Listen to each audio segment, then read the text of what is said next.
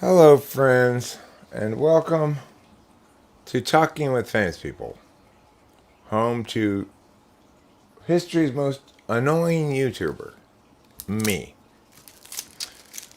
So, I'm pretty sure I don't quite qualify as history's most annoying YouTuber, but somebody asked a question towards the end of the stream last time that I think is a really good question that really needs to be answered, and I really appreciate him asking the question. His question was, why does the way you make me think, why does the way you think, Eric, make me so mad? And as I went to get cigarettes, I was musing about that question. How do you answer that question? How can I answer that question in a way that is meaningfully informative? Because it's definitely the case that there are a lot of people who I make very mad. So, I started thinking in terms of basically functions and stuff, but I realized that's kind of missing the boat. It's kind of missing the point. That really what makes people mad is they expect to be able to clearly fit people into one of two boxes. So it's acceptable to consider yourself a rationalist and to uphold most sort of conventional sciencey things, right? Or it's acceptable to consider yourself a spiritual person and embrace astrology and stuff like that. But from this frame of reference, it's not acceptable for somebody who's talking about astrology to pretend they're being rationalists. And what I end up doing a lot of times is giving people the impression that either that's what I'm doing, but not allowing them the capacity to determine that. So if I'm shitting on the big five as pseudoscience, unscientific, not validated meaningfully against anything, etc., I'm going against the grain of the conventional wisdom on such matters. Conventional wisdom is evolution explains speciation. Conventional wisdom is Big Five is a scientifically validated way of personality. MBTI is just pop psychology, right? So those are the conventional wisdoms that one would use to describe personality, psychology, framings on those things, right? But I'm saying no.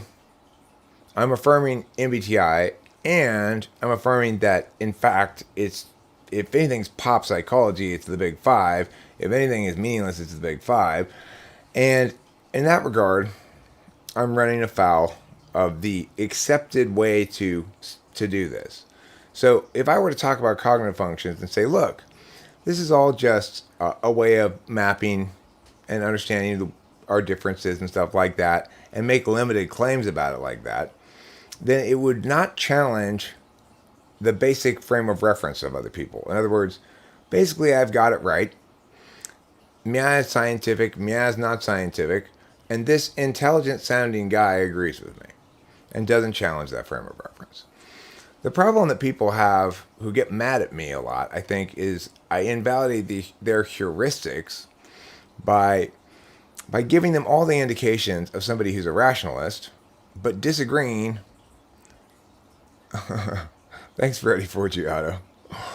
But disagreeing with me about the substance of the claims, And so, somebody like Winston's mom, one time I got in an argument with her about evolution, and she's one of these kinds of rationalists who's sort of a preponderance of the evidence kind of person. Like, look, there are all these scientists and all these very smart people who are just as smart as you, Eric, and they're all behind this notion of evolution, and therefore there's so much abundance of heuristics reasons to support this conclusion that the alternative has to be contra-scientific. But in fact, what I'm saying is, when we actually start to argue about it, you know, it gets down to the fact that the other party is always defending the word without attributing any meaning to it. Like, no, the answer is evolution. Well, what is evolution? Like, what's the mechanism? And there's never any answer like that. But still, they insist that evolution must be right. In that instance, what we're dealing with is somebody who's saying, I'm not an expert enough to parse out all the details of what you're saying, Eric, but I can tell where the vast majority of the real experts on the field stand, and they stand over here and in direct opposition to what you're saying. So the more I successfully explain why you should agree with me instead anyway, the more I challenge not the legitimacy of a specific belief, but their whole approach towards the prime directive, which is, I want my maps and territories to line up. If you're accustomed to having your heuristics regarding things be a very robust guide in terms of what's reasonable and what's not, in other words, if you see a bunch of letters after a person's name and they're explaining some complicated sciencey thing, and all the other scientists agree and give other complicated explanations, you're just going to say, okay, well, I don't understand it, but they're right. Shaggy Do Kale says, tried to debate an ESTJ over MBTI and Big Five. The NE third didn't let me get a word in edgewise before their FI motivations and TE bulldozing just turned me off. Am I then challenging their ontology? Well, I mean, I suspect that it depends. It somewhat depends on how happy a person is with themselves, as to how open they are to gaining what there is to be gained from non-habituated attentional manners. So it's like, the healthier I am about something, the less defensive I am about it. And so the more open I am to alternate perspectives in general. So whether or not a person is going to be angered by my approach to things is going to depend a lot on a few factors, right? It depends how much of their identity they have linked to their self-concept as an intellectual or a rationalist. It depends how much energy they put into the particular boxes, the dichotomy of which I'm violating. Those things are going to play a big role in how angry I make a person. Cedric, there you are. I really found your question intriguing. I think it's an excellent question, and I love the fact that you asked it the way you did, which is why does the way you think about this make me so mad? Which is an excellent, interesting question. What is the purpose of the Big Five personality test? I don't know. Do you know? I saw your thing at the end of the premiere where you said something like, if the Big Five accurately makes predictions about the future, can we still say it's not valid? So I kind of want to explain the mechanics of standardization a bit. So anything that's standardized will be valid on one level, which is to say, because it's comparing against other individuals on the same test, in other words, everybody gets the same test, you're going to always have a splay of data that you can chunk out certain chunks of and then look for correlates after the fact and say, scoring high on this thing seems to correlate with meh. And the extent to which that correlation is informative is going to depend on, I guess, the strength of it to some extent. If it's like near 1, then it's pretty informative, right? But we can imagine taking any test, taking any given test, okay, and having it ask a bunch of random questions. And the real criterion for the test is there's like, if you answered, let's say every question is true or false. Let's say, okay, or basically you get A or B or two choices. Let's say you answer all the questions that have a word in them that begins with the letters MA. Okay, so now you've got a test where you've got certain people who score very high on this metric and certain people who score very low on this metric.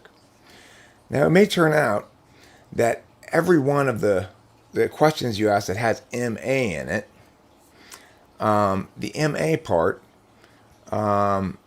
is always seems to be linking to gender, either matriarchal, matriarchy, man, male. Okay, so it might be the case that parties who care a lot more about that issue of gender are going to be much more likely to answer mya or mya based on these triggering words within the question. Okay, now we may then be able to go, okay, people who answer A on questions that have a word in them that begins with MA are more likely to be mya, do mya, whatever, okay? And again, we're doing predictions from answers on a test that's standardized to a given descriptive state of being outside, not towards a stimulus response kind of test, where we're saying, if they do this with MA, then if I kick them in the shins, they'll go, ow, rather than, wah, okay? That's a different kind of prediction, right? That's a much more meaningful kind of prediction that Big Five is not making.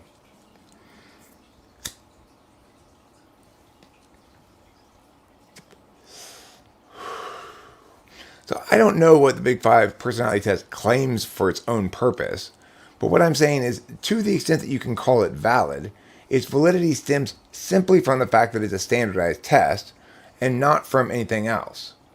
So,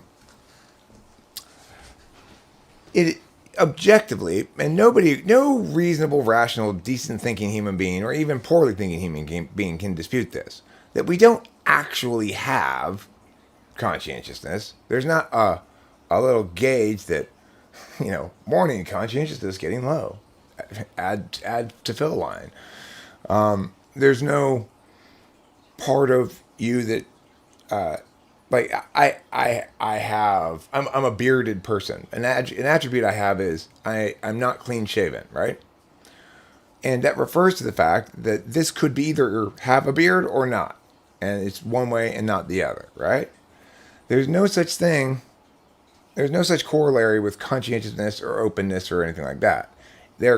It's being treated as an attribute, but none of those things ever express meaningfully as the attribute. They're instead labels we put on processes after the fact. And so if it doesn't explain why, then it's just describing something it doesn't explain. And to describe something that you don't explain and to make predictions off of it is to say, we've done a lot of work having a bunch of people take this same arbitrary test. And what we've determined is that people who answer mya on certain questions correlate with mya. We just ignore the fact that we failed to establish a link.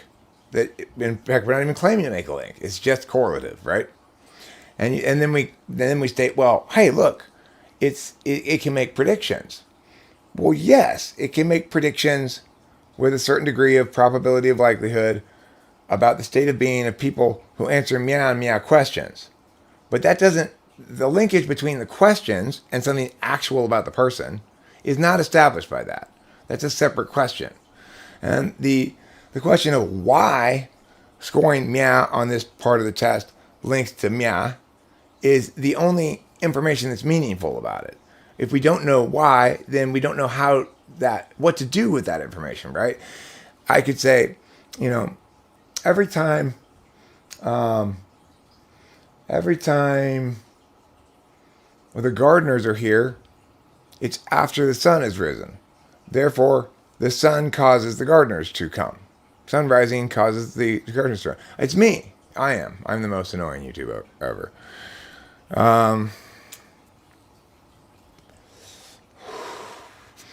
It doesn't matter. And what you're saying is, look, we should validate the Big Five because it correctly points out, hey, we've done all these data points. Sun comes out, check. Then the gardeners come before the sun goes down, check. Therefore, sun coming out correlates to a level of 1 with arrival of gardeners as a necessary but insufficient condition. Therefore, what? Therefore, what? Therefore, the sun causes the gardeners to come? No. Therefore, gardeners love sunshine? No. Therefore, gardening can only be done in the daytime? No. None of these things, right? None of those things can we conclude about that. So what's happening here is you're trying to use the same thing for two different purposes, said Rick Burkhart, which is to say, you're establishing that there's a clear linkage here and that it's statistically significant. And then you're trying to claim that establishing that clear linkage is the same thing as making predictions and having those predictions be upheld by the data. That's a separate process that Big Five is not engaging in. To do that, it would need to say, it would need to link back to its definitions meaningfully, right? To say, and we can test the validity of this because people who score high on conscientiousness are more likely to do meh, and doing meh is exclusive in that context of having a high score of conscientiousness. So, in other words, some way to invalidate the actual test, right? Give me a situation where I can show you that your test is bullshit by pointing to specific behaviors or affect or whatever of an individual who scored high on conscientiousness that would falsify in fact that he is high on conscientiousness, besides just taking the test again. There's nothing to check against, right? It doesn't give you a way to falsify meaningfully any of its core assumptions, all of which are huge leaps. Why does the why matter? Isn't it enough to know that a given person has a particular tendency to gain utility from it? I mean, the thing is, in that case, then the Big Five isn't telling us anything. It's telling us that conscientious people are more likely to follow through on stuff. That open people are more likely to accept new ideas. I mean, that's just tautology. That's what those words mean. To be able to claim to measure your likelihood to follow through on something that you say you're going to do, then measure that. You can measure that pretty directly, right? You could do a bunch of direct measurements and tests and say, well, let's keep track of the things he agrees or commits to, and keep track of the times he follows through. And now you're talking about describing something meaningful that could allow you to make predictions, right? Because you're narrowing enough the so-called attribute you're describing down to a stimulus response probability, okay? But if you're not doing that, then all of a sudden, it's not clear what counts as conscientiousness. Is my consistency in making a lot of videos indicative of me being conscientious? It depends on your frame of reference. It depends on what you think I'm supposed to be doing. You can't define conscientious without having a clear understanding of what you're supposed to be doing. So, to pretend as though it's an attribute unlinked to other ways of processing information is to just be wrong. Well, it's not highly predictive. Give me an example of a prediction that it makes. See, what you're saying is because it validates that it's standardized, in other words, data that you get on the test will correlate consistently with other pieces of data out here, right? That just means it's standardized and validated. It doesn't mean that it's predictive. It doesn't mean that it makes predictions that allow you to falsify it. Give me an example of one, if you have one. Whereas cognitive functions allows you to make predictions that other people can test that would allow you to falsify the underlying assumptions of the model, whereas Big Five does not. Any standardized test has the same virtue as Big Five. Doesn't matter what test it is, which is you can always look at large amounts of data and find patterns in it after the fact, some of which will be what's called statistically significant, which is to say indicative of a link beyond random. So, I mean, that's what when I'm asking, like, what's a prediction it makes? If I were to falsify Big Five, what experiment would I run, and what would the predicted outcome be, and what would a contrary or exclusive outcome look like that would falsify that?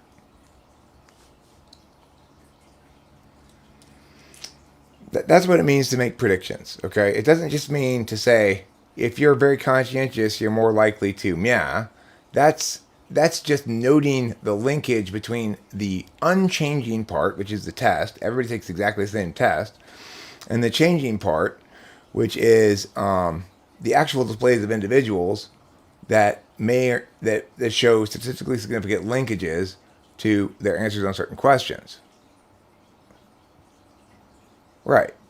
Because it's just comparing people against each other on roughly defined variables, then its legitimacy is predicated entirely on how it chooses to define those variables. Since they don't meaningfully link to something you can test empirically in the world, then they're only valid insofar as they're standardized. Whereas cognitive functions, I can tell you, if they do meow like this on a test, a stimulus response, then if you do this other stimulus response, you'll get either meow or meow, and nothing in between and nothing alternative. And if you do get something in between or something alternative, you've falsified the model. Okay, so it's like, that's a vastly more robust way of understanding anything than simply pointing out that gathering a shit ton of data allows you to draw links with other data points that may or may not be related to the test you're doing. Well, no, for the same exact reasons, Cedric. So it's like, people don't have something called intelligence.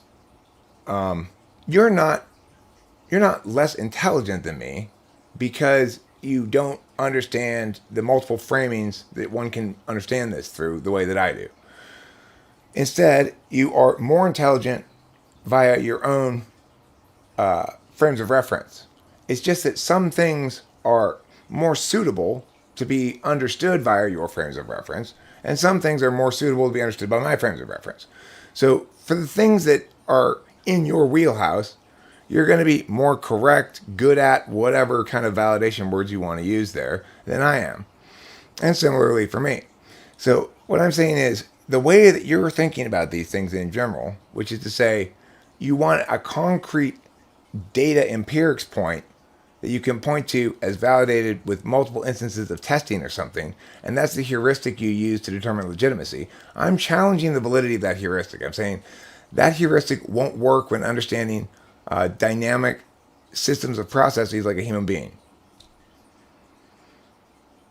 So I don't think IQ is a meaningful test. Does it correlate with things? Sure. If I get a very high IQ score, I'm much more likely to find myself in some very academic fields, right? That it requires a lot of processing of complexity. That requires a lot of processing of symbolic representations. But the thing to remember is this. I'm no genius, right?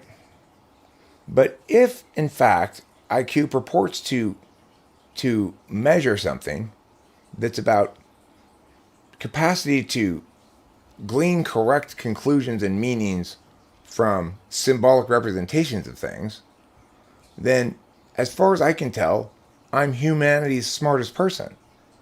So I know I'm not that, right? Tesla was definitely way smarter than me. There's a lot of people who are in like quantum physics and stuff right now who are doing stuff that I could never do. I would not be able to handle that kind of complexity in that kind of depth.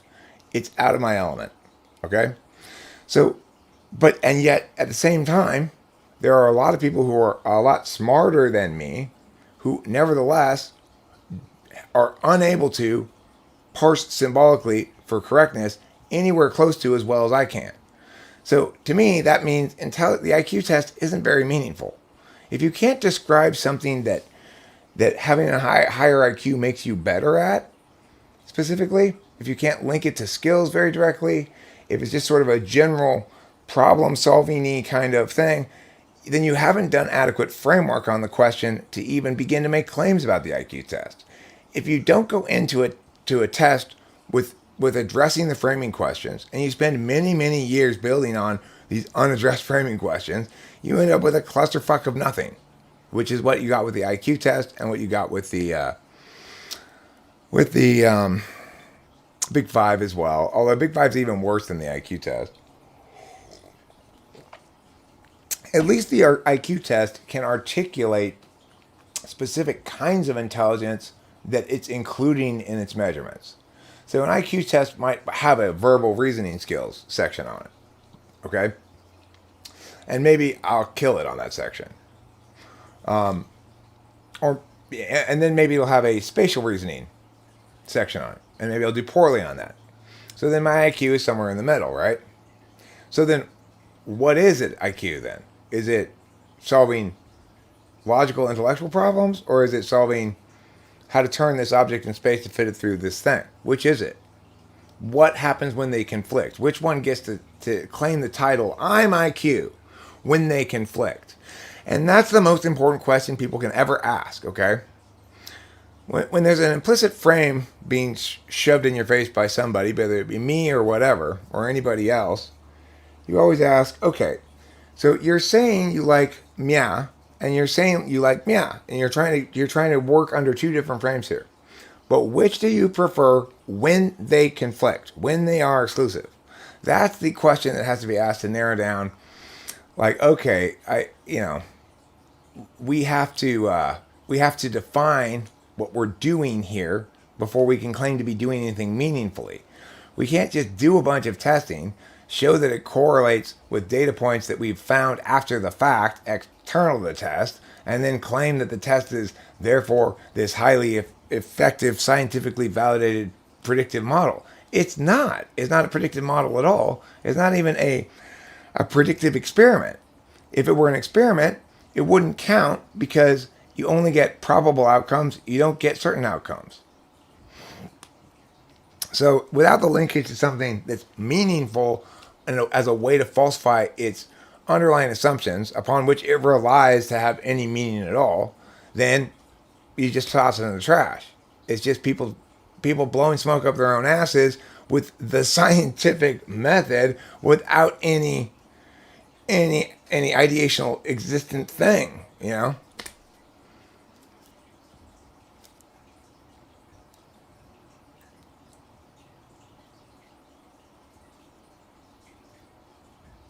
No, absolutely not, Cedric. I'm telling you, I would definitely get a lower test scores on those things. I apparently Jordan Peterson has an IQ of 160, right? So there's no doubt that my IQ is not 160. So okay, so Jordan Peterson is a lot smarter than me. So why is he not at nearly as correct as I am about things? Because I mean, you might dispute that claim of mine. That's fine. You can dispute that claim all you want, but I definitely can win all the arguments that my perspective is more correct. I mean, I'm winning them right now. Jordan Peterson probably wouldn't have anything to do with me as far as arguing with me because he's huge and I'm nobody. But despite the fact that he's huge, I'm nobody, that he's got 160 IQ and mine's just average, I'm more correct than him. So in what way is IQ meaningful then? We know for a fact that the best idea could come from the stupidest person in the room. That ideas, words, claims, statements, explanations, justifications exist independently of the people making them. So what fucking difference does it make? If in fact the stupidest person in the room can have the best solution, best idea, most correctness, then what is exactly IQ measuring?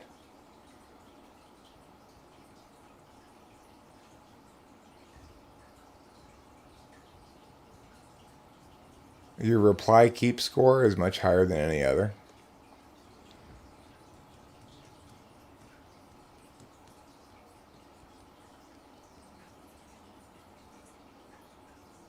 Okay, well, look. The thing is, of course, this is the constant move made by people who don't want to address what I'm saying. Well, the way they managed to decide that certain things should be included as IQ is by seeing which things were correlative of overall intelligence. Those things that were called G loaded. G stands for general intelligence. Yeah, but how did you decide what overall intelligence was? I mean, like, what was the criterion by which something qualified as upholding with general intelligence and or not upholding with it? Those decisions, the devil's in the details. There's this attempt to brush over the need to operationally define something. You can't operationally define general intelligence as everything this tests for, while concurrently validating what the test for as being consistent with general intelligence, right? It's insanely narrow circular reasoning that doesn't do anything. It's like, well, how do you know she's a witch? Well, because she's got a she's got a pointy hat. Well, how do you know that pointy hats are associated with witches? Well, she's a witch and she has a pointy hat. Well, how do you know she has a witch? Well, she has a pointy hat. Well, how do you know pointy hats make someone a witch? Well, look at her. She's got a pointy hat and she's a witch. That's all it's doing. That's all it's doing. And if it's like, if you want to meaningfully understand how to talk about human personality and human beings, you have to have a third thing. You can't just have the witch and the pointy hat. You've got to have a good reason to believe pointy hats always prove witches, or a good reason to believe that only witches have pointy hats, or a good reason to believe she's definitely a witch and you're drawing conclusions about the likelihood of pointy hats from that, or some third thing that both the Big Five and IQ are lacking. Without that third thing, it's just mental masturbation.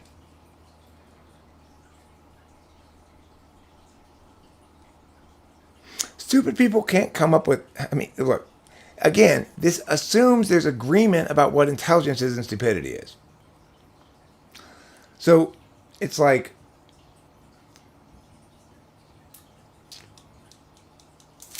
I have read, there's a video sometime back about, there was an ENFP guy who thought he was God's gift to philosophy, and somebody else, a third party, David Sanderson I think it was, shared with me his philosophy paper, and it made me absolutely furious, which brings us back to the topic here.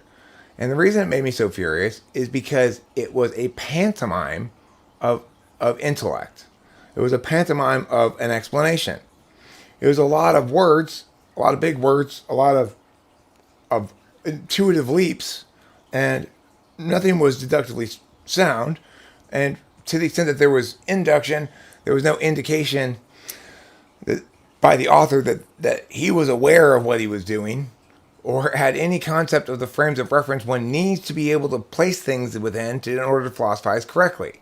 He came up with a very complicated explanation that made no sense. In that sense, you might say it wasn't an explanation, but you couldn't say it wasn't complicated. So it's not the case that things that are complicated follow from intelligence. If I say, flies keep getting in, what should we do? You can come up with a jillion complicated solutions, but I might say, why don't we close the door? Who's more intelligent? I mean, I would agree that people have a word called intelligence, and that for every person, that word means a little something different. There's a general association with academic capacity that links to intelligence, in particular management of symbol systems and stuff like that. And on those metrics, no, I would say that people who are mentally retarded are not intelligent according to those metrics, according to those definitions. That in general, the word intelligent would not be applied to them by most people. But you keep thinking that there's an actual thing, right? Like that because we can all agree Mia is not intelligent, that there must be an actual thing that we all are referring to called intelligence. That's where your mistake is being made. Each of us has our own differing understanding of intelligence that shares a lot of commonalities, okay? But unless we can articulate some way to say this is a distinct and necessary part of being human, that it can be meaningfully measured, then we're just mistaking our capacity to agree on generalities for the necessity of there being an object about which we agree in reality, which is not the case, and it's foolhardy to think so.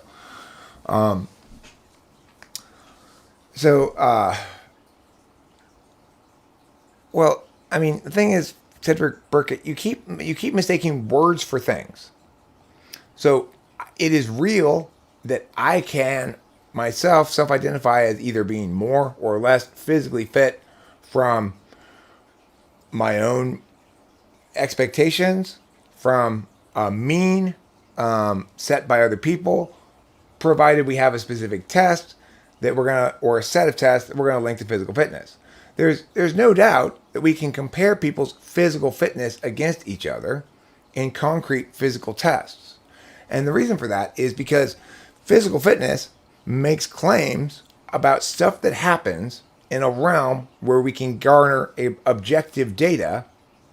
And the thing that we're calling physical fitness would seem to be a much more understandable concept by most people than intelligence. So if I say to you, he's totally not physically fit. Can he run a mile in 5 minutes? You would say, no. Very strong prediction. He cannot run a mile in 5 minutes. If I tell you he's got a very low IQ score, can he solve this kind of problem? Very strong prediction. No, he cannot. Okay? No problem. No problem there. Except there's a big difference, isn't there? Which is intelligence doesn't claim to provide the other person meaningful data about what they can expect from the other person in the same way that physical fitness does. So my IQ score, if it did, and I've already disproved that, right? Because if it did, Jordan Peterson would be more correct than I am. No matter how you want to cut it, it's like that. The correctness is the running a mile, right? And more and less is the 5 minutes or 10 minutes or whatever, right? So if, in fact, IQ were measuring something in the same way that physical fitness is measuring something, then Jordan Peterson would be more correct than me. But he's not. And that's not in any dispute. If you look at the argumentation on the flow, so to speak, his justifications for Big Five over MBTI, his inclusion of Jungian archetypes without consideration of the mechanics, and various other things, indisputably, you look at all the arguments next to each other, I win all the arguments. There's not any disputing that fact. The reality is people don't carry around an attribute. They don't have inside of themselves their heart, their liver, their conscientiousness, gland. It just isn't like that. And yet people do, in contrast, pay attention in specific kinds of ways that are linked to other kinds of possible ways to pay attention, and they habituate some of those at the expense of others in the same fashion that people are right-handed or left-handed. So if I were to tell you, here's the thing, this guy, he scores high on right hand and low on left hand, you'd be accurately describing the fact that I'm right-handed in some sense. And yet, well, then why is he able to play all those complicated things with his left hand on the guitar?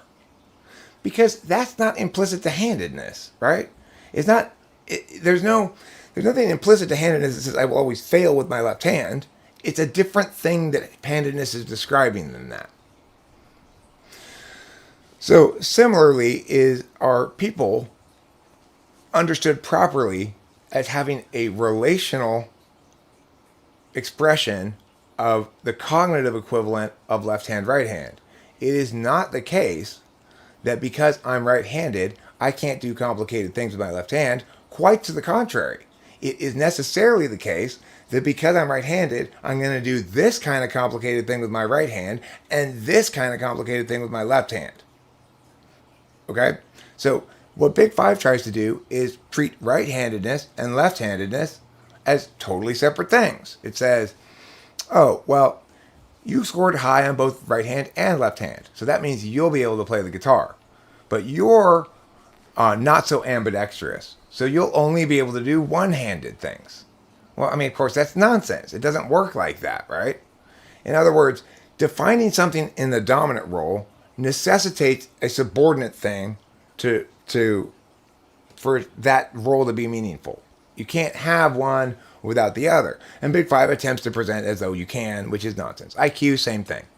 So if you're going to talk about intelligence, general intelligence, why don't you just say, like, why don't I just call it academiciness? That would be more proper. It's not really intelligence in any meaningful sense because we talk about the word intelligence under two different precise frames.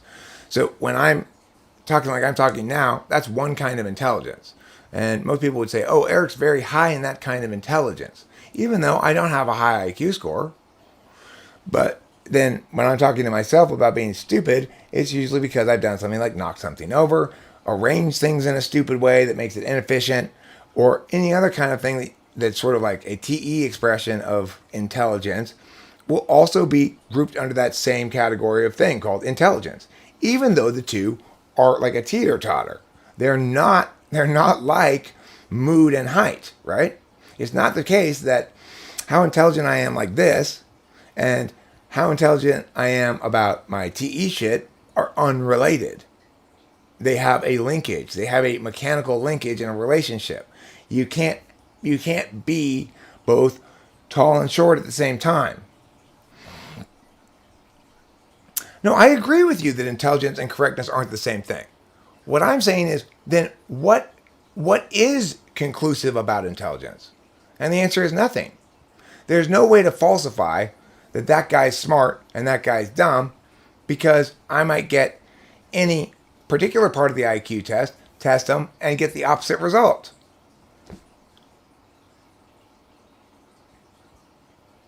The conclusion that one hand is dominant only has to do with the disparity and utility between them, not the overall ability of either. Well, I mean, that's only if you ignore SI entirely, Cedric. If you acknowledge that there's something called muscle memory, and acknowledge the fact that your right hand is much more active in attaining that than the left, then what you're saying is absolutely fucking bullshit, right? So you're having to ignore half of the equation to maintain these kind of false positions, which is why I'm winning the argument. The fact that correctness is not intelligence is exactly the point I'm making. Correctness is an IQ, and neither is anything else. So what are we measuring? In other words, whatever you want to define it as, give me a test so that I can falsify IQ's linkage to that thing. If I can't do that, it's just like Big Five.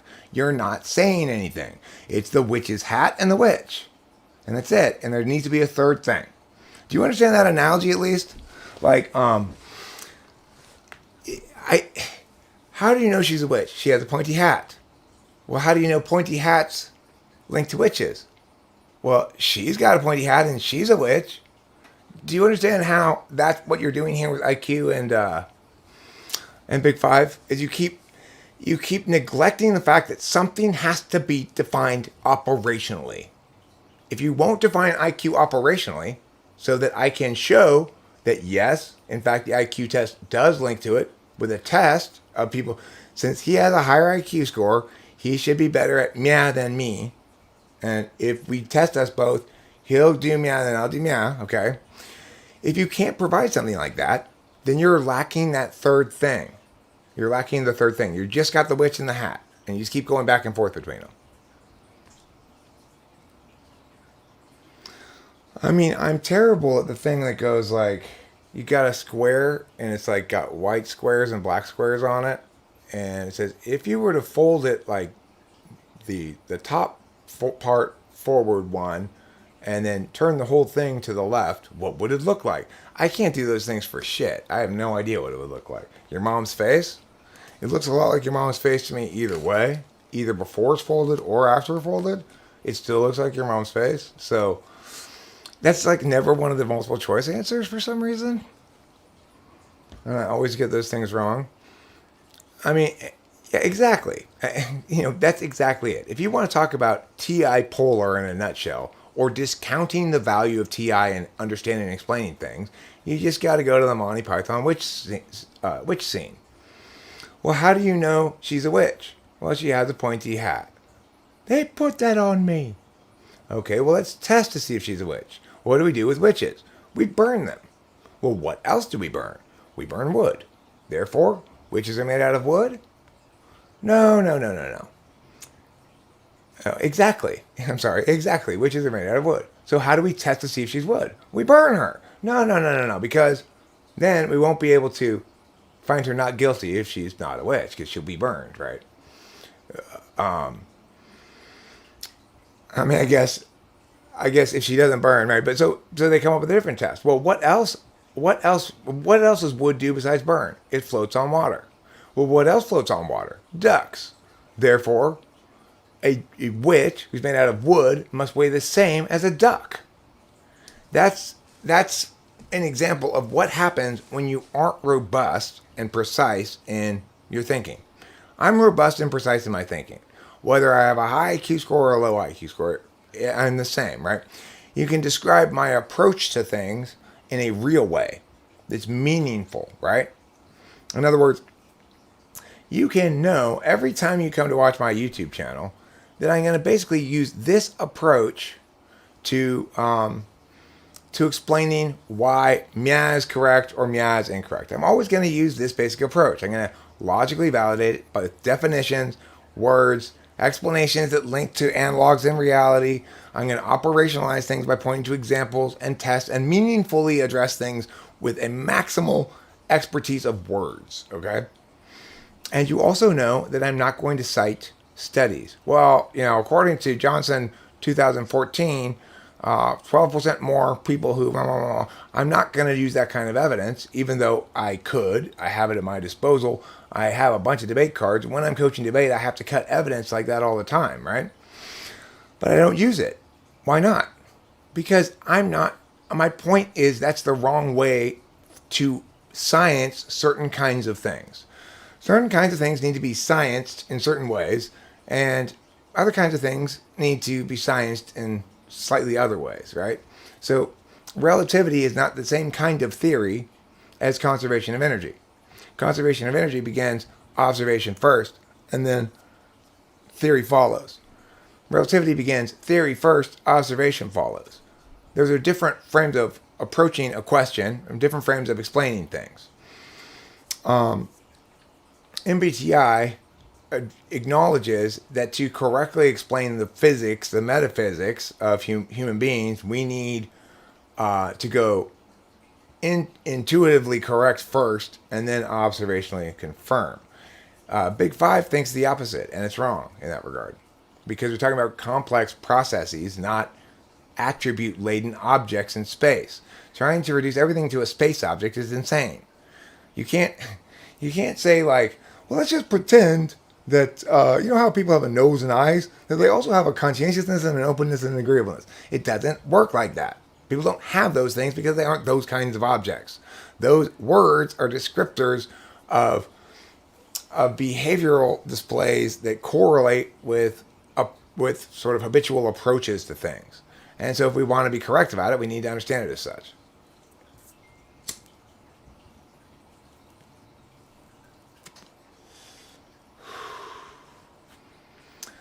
You ask very complex questions that would take a great deal of thought to untangle, and if I did answer them, it wouldn't give me much satisfaction. Well, I don't think I'm asking very complex questions here. I think I'm explaining things pretty affirmatively. Like, I'm not asking rhetorical questions that make you doubt the validity of what you're saying. I'm making a clear preferable alt, a clear affirmation that says, this is the correct way of understanding things. I'm not trying to muddy shit by asking questions about whether your not shit works. I'm saying your shit's wrong, here's why, and because you can't answer these questions, you should conclude it's wrong as well. That's a much different thing than just sort of trying to cast doubt on something. I am actively and formally negating what you're saying, and I'm actively and formally affirming the alternative. So you can't, there's no ground you can claim is muddying or not satisfying. It's just that you're saying, if I were to try to parse out all these things myself, Eric, and come to the conclusion that what you were saying made sense, it still wouldn't change my frame of reference. Well, that's true. It wouldn't change your frame of reference. But it might allow you to have a more fully informed understanding of your own frame of reference, if nothing else, right? Like, and the thing to remember is also, just as with all these things, there's a third element. So there's your frame of reference, your affirmations and negations, my frame of reference, my affirmations and negations. And then there's the things being affirmed and negated and what kind of frame of reference they're suitable for.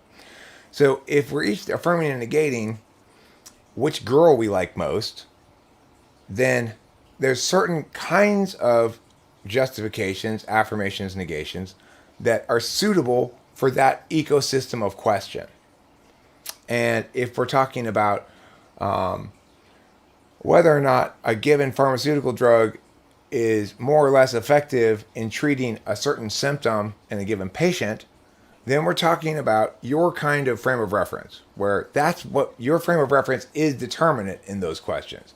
Because we have that third thing, right? We've got the person and their symptoms, but we've also got the drug and the placebo. So we can test. There's that third thing that you need. So when you have that third thing in place, then your way is great. Your way is the most reliable way of being sure that you're right about things. But what we're talking about, unfortunately, doesn't reduce down to discrete objects like that. So, in other words, when you want to test the effectiveness of a drug, you can reduce down each of the elements to a discrete object.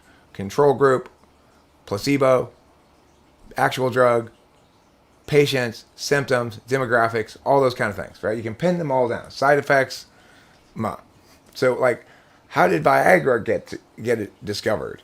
Well, it was originally being tested as a heart disease drug, but a lot of the patients reported a side effect of it gives them boners. So all of a sudden now it's a boner drug, right? That's where science is perfect, because science doesn't need to know going in what the thing is that it's trying to deal with. Okay, it's like it doesn't need to know if in fact in their effort to find a heart drug they accidentally find a boner drug. That's fine. They can just switch frames of reference. Okay, now it's a boner drug. We just launched new testings for that. Great, no problem. But you can't do that when describing people. It doesn't work the same way, because going in, you know that the person is a constant, and that at no given instance can anybody ever predict 100% how they're going to be displaying or responding, that there's randomness to that, okay? In other words, it's an open system, not a closed system. I mean, that's my point, Cedric. If you're testing for the effectiveness of a drug in treating MIA, that's like, if you remember from the video before, that's like the question of, is this tree tall enough or short enough? Or is this tree taller than or shorter than? Those kind of relationships can be empirically established very easily. In other words, is this drug a better way to make people stop complaining about symptom MIA than this other drug? It is a very straightforward question to answer, because it acknowledges that the identity of the drug is going to be narrowly understood just to its reported impacts by patients. Okay, and that's what Big Five tries to do with people. It tries to pretend as though people are mostly just their affect, the parts of them that you can see. Of course, that's complete garbage. People have a private part, a public part, a communicative part, an experiential part. It's like each of these realms of being can be talked about, communicated about by any individual. And how they talk and communicate about them is going to be revelatory about their fundamental attentional angle on things. So the fact that you are challenging my point about IQ by saying, well, but how would you create a control group for IQ? My point is exactly. Instead, what you have is the mean that's accomplished via standardization.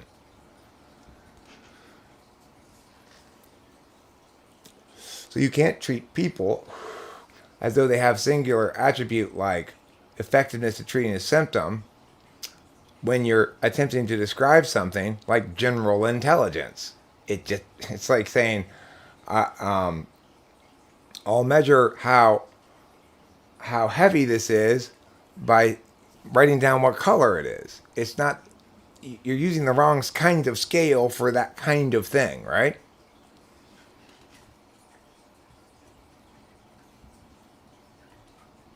And the thing is, if I could successfully communicate this, like, well, I don't know if he's being sarcastic or not. My point is, it doesn't really matter whether Cedric's being sarcastic. The question's an important one. It's me. I'm the most annoying YouTuber. The question is an important one.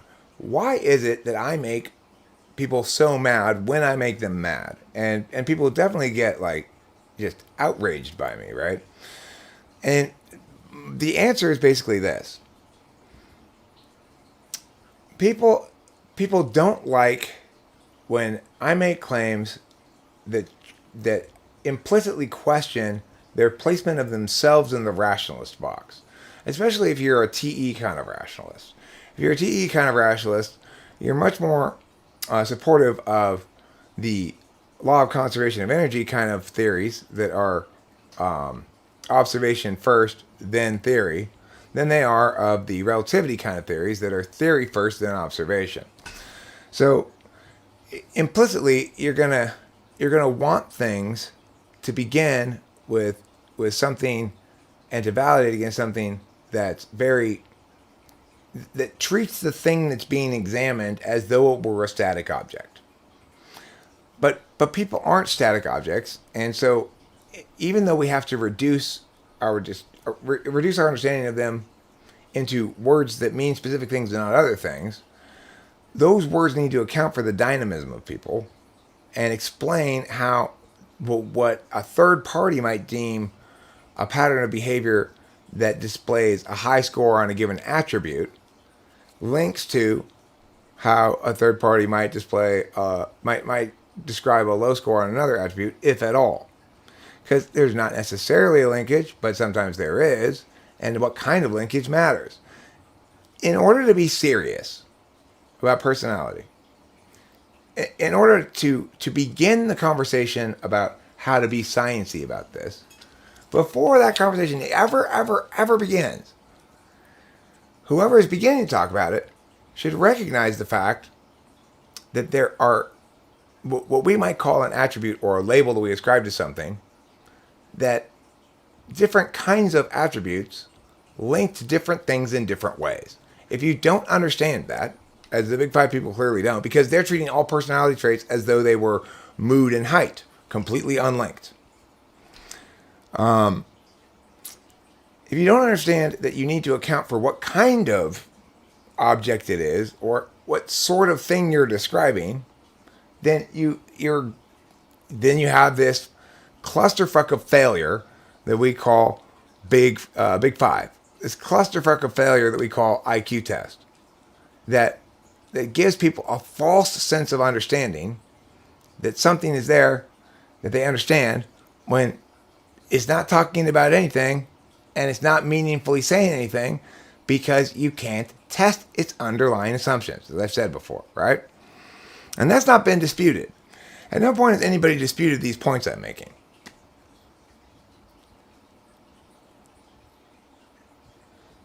No, I don't dismiss predicted validity. That's not what you're talking about, Cedric. You're not talking about predicted validity.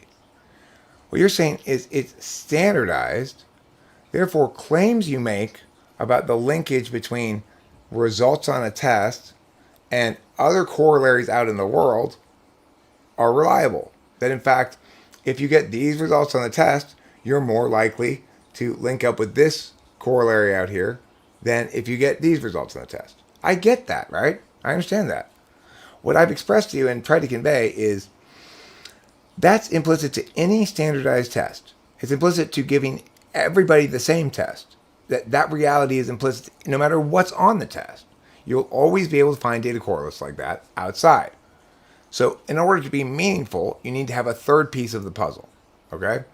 Which is to say, So what is this thing that you've measured that actually explains why there's a linkage between this thing that you've measured and this probability out here? In other words, 80% of people who score meow on this are gonna identify as having this meow state of being later on or something, right? So, okay, great. Oh, great. You found a really solid correlation. Now all we need to know is what this is.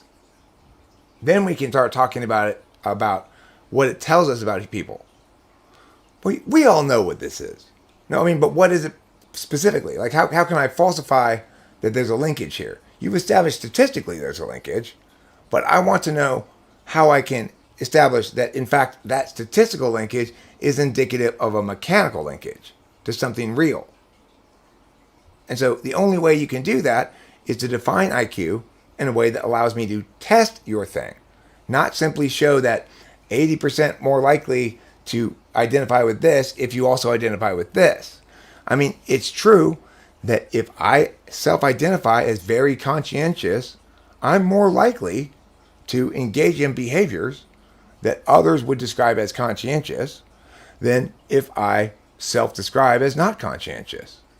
That's true and not meaningful.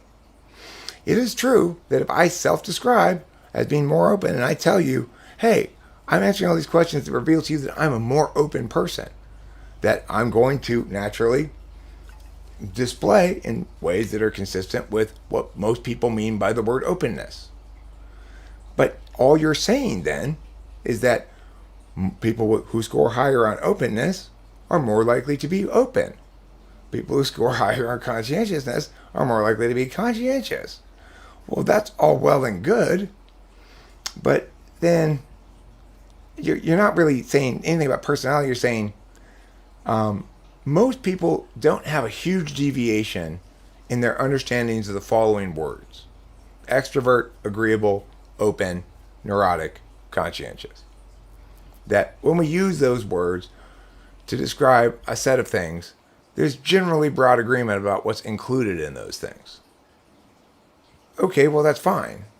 But we still haven't answered any meaningful question, which is, if you're telling me that people who agree with statements that normally would associate with agreeing with conscientiousness actually prove to be more conscientious in the world, okay, I guess that's saying something, that people affirm the value of things they are good at. You might be able to establish that. That might be a conclusion you could support, right? As opposed to what you're saying here as being predictively valid. You know, that's not the same thing. So there's also an extremely strong correlation between the sun coming up and the gardeners arriving. They never arrive before the sun comes up, and they never stay after the sun goes down. Hi, Dad. Did you get 2 shots? Yep. Well, you were gone a short time. Yeah, it didn't take long at all. Is there any cost?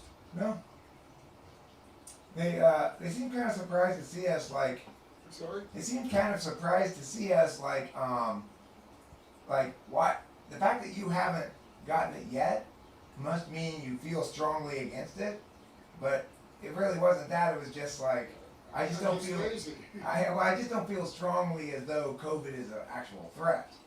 It's not so much that I don't believe. I believe in the vaccine just fine. I mean, vaccines work. So, yeah.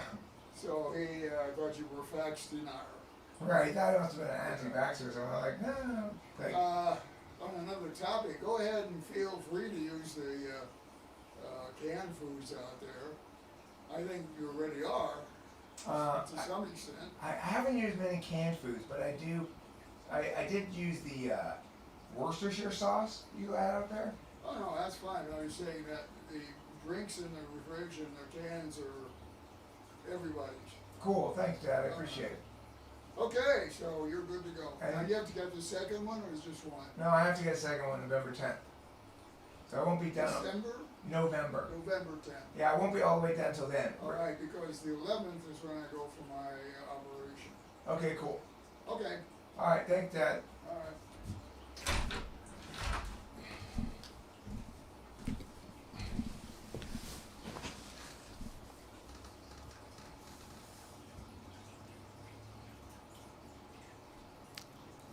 I mean, Cedric Burkhart,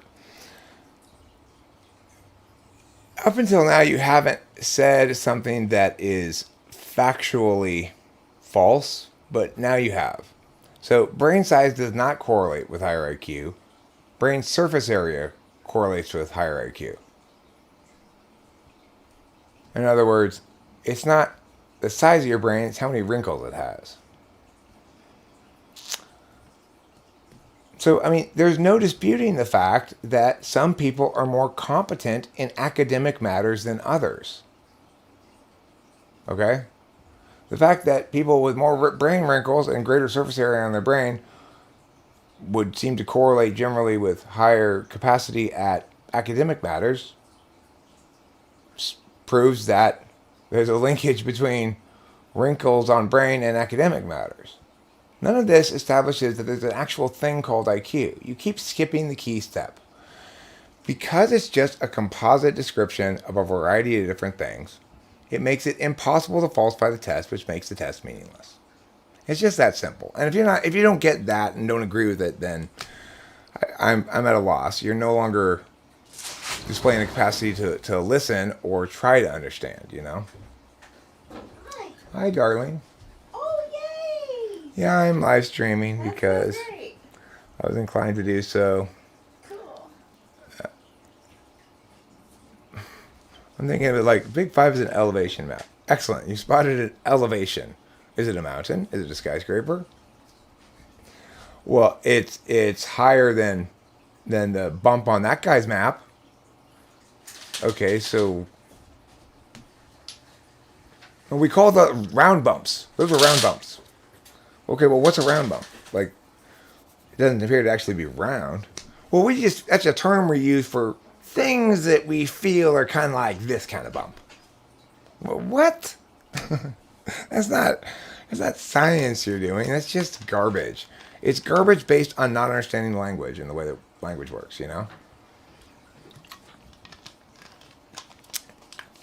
The vaccine is just fine. Jeez.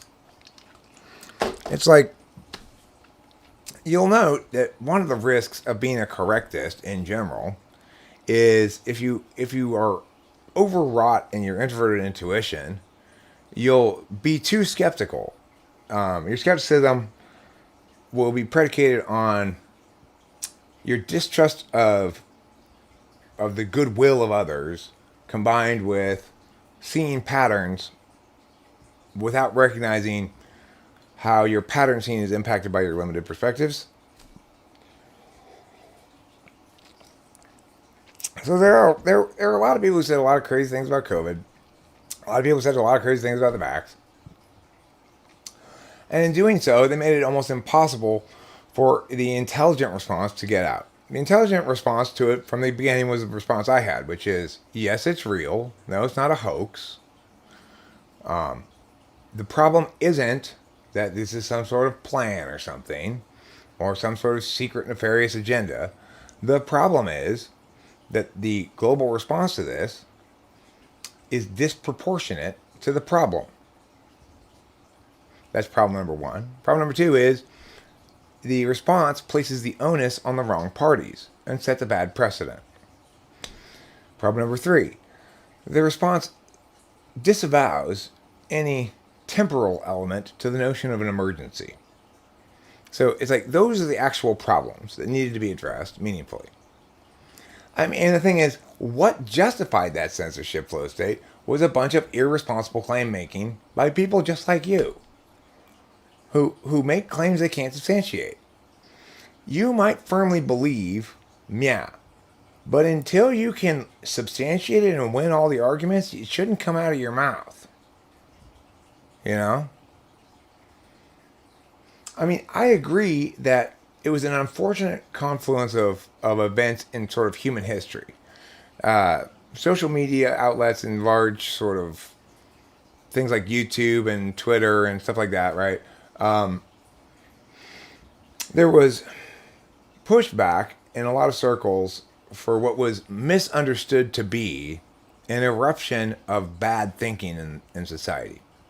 Of course, this eruption of bad thinking in society is illusory. It's not that people are thinking worse now because of all the misinformation on the internet. It's that bad thinking people now have a voice. As they should. People who think badly should have a voice too, you know?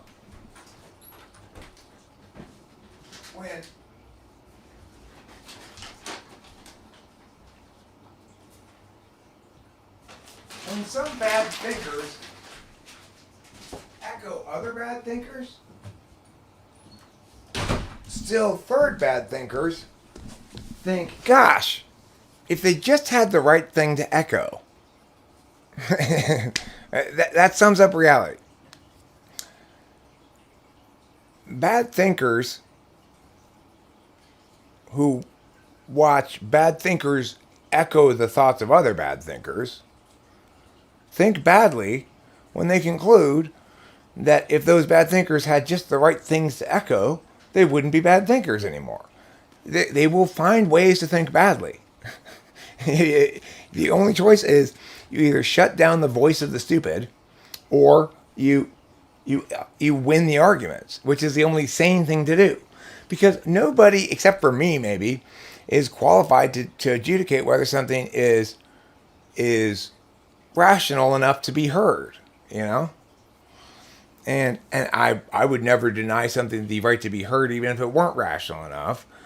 I would say, in YouTube, if you want to be a responsible corporate citizen, don't ban Alex Jones. Prove him wrong.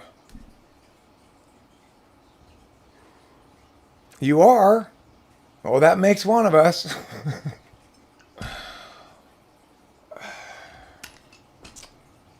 All right. Here I come.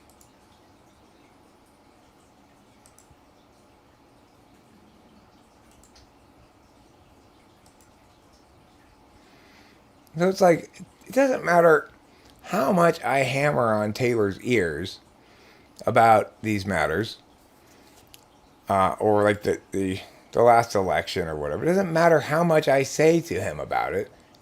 He's not going to agree with me. His failure to be correct doesn't stem from his lack of access to correctness, in other words. Well, if you get the chronology correct, the correct order of things is censorship happened, so nobody could draw a conclusion because they're working with incomplete information.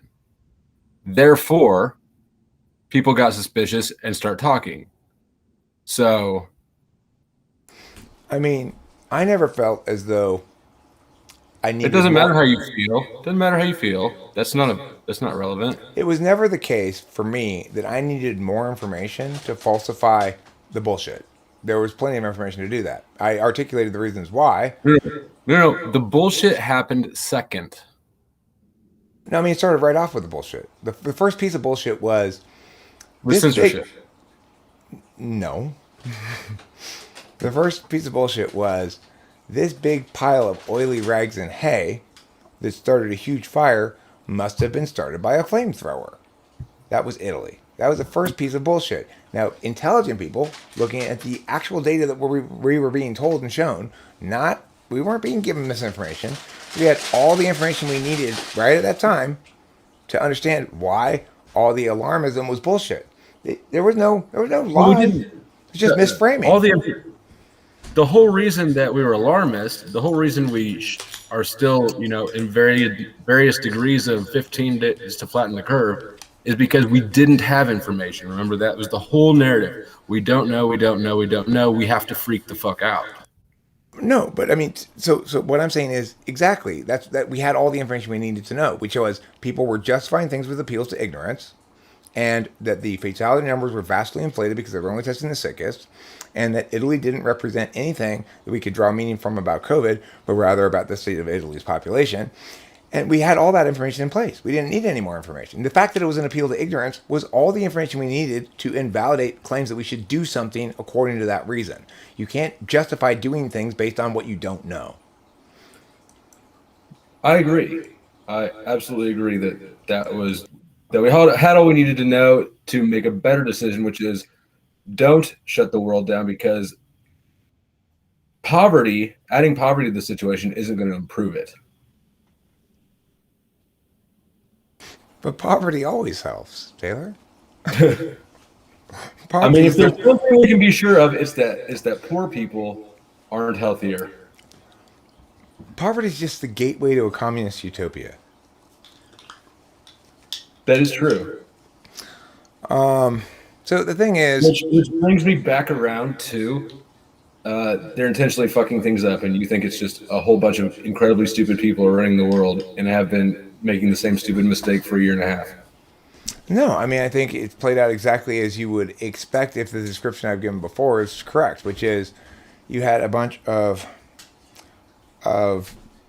self-identified intelligentsia, that is to say, World Health Organization or whatever your role is in media and or government or not NGO or whatever, right? You had a bunch of these people who were operating under the same frame of reference, which was false, which was that the reason so much bullshit was going around that made no sense was because the dumb people were echoing the wrong things. So, okay, this was a fundamentally false frame of reference to begin with. They saw the Russian interference in the election between Hillary and Trump as indicative of how vulnerable the U.S. population is to being misled into misadventures by misinformation. Again, a false conclusion to draw, okay? But nevertheless, those things are defining their frames of reference. So when they come into this COVID thing, they're determined that this time science is going to win. The people who think that the vaccines cause autism aren't going to win. The people who blah, blah, blah, blah, blah. And the problem was, all the people, almost everybody who was vocal about it, wasn't making claims they could sustain. Now, I was, and so I never got censored. I could sustain all my claims, and they all make good sense, and none of them require any leaps of intuition. Well, that's not how that's not how YouTube selects who gets censored. It's like, damn, well, he's got such a good argument, so I guess I can't censor him. No, yes, it is. For sure, it is. No, it's absolutely not. They Then censor why didn't you. I get censored? I was one of the most vocal people opposing. Then why didn't I get censored? What were you opposing? What were you opposing? I was opposing the response to COVID.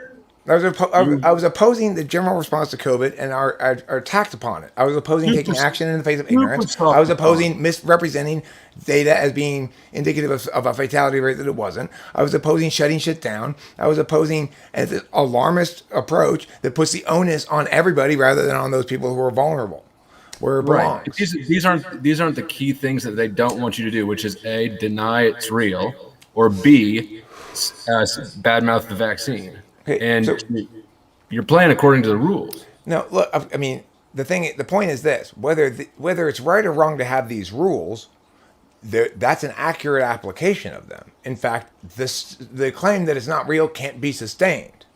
In fact, the claim that it was planned might be intuitively resonant, but can't be sustained.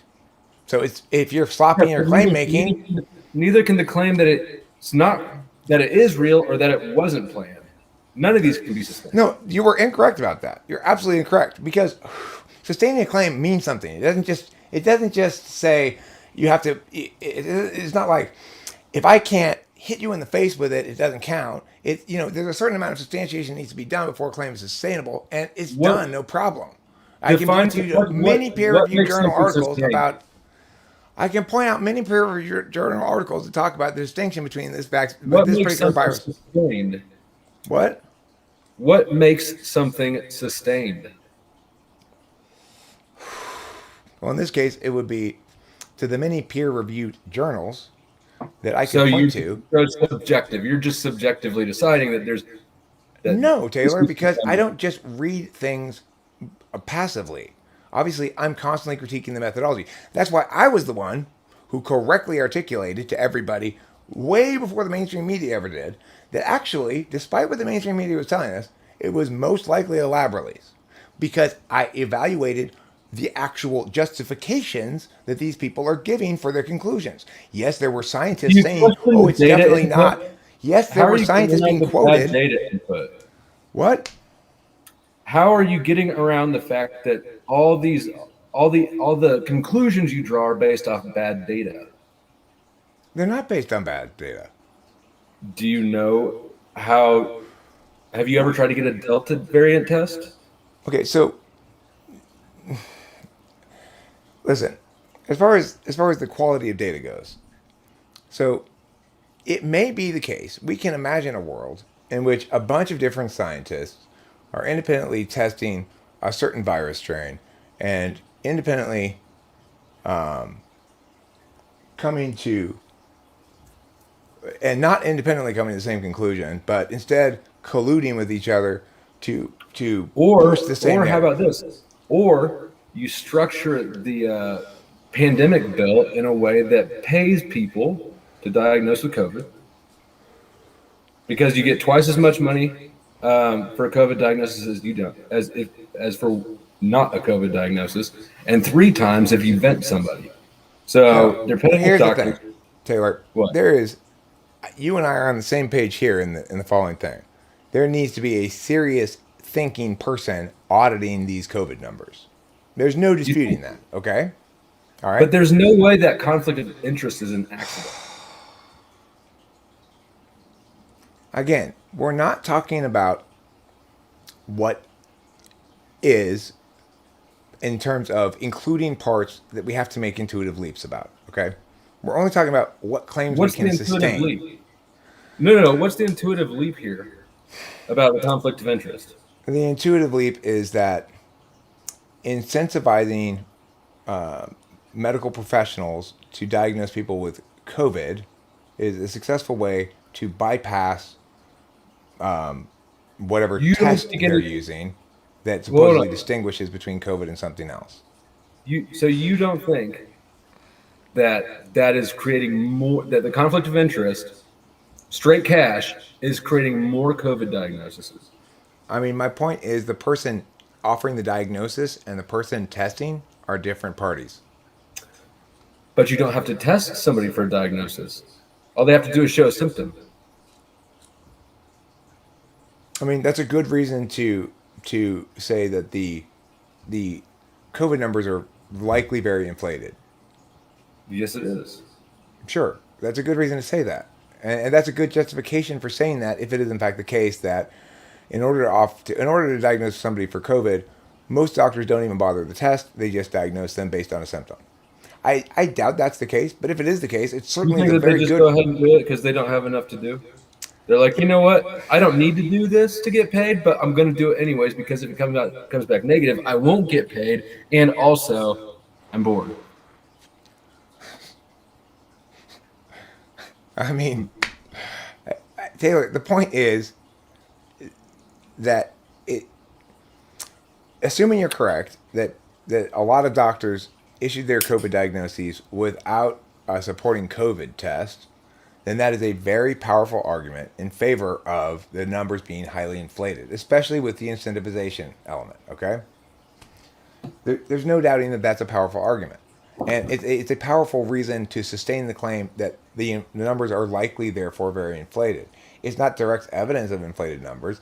It's a mechanical explanation for why there certainly are, which is similar to the one that I was making about the fatality rates in the beginning.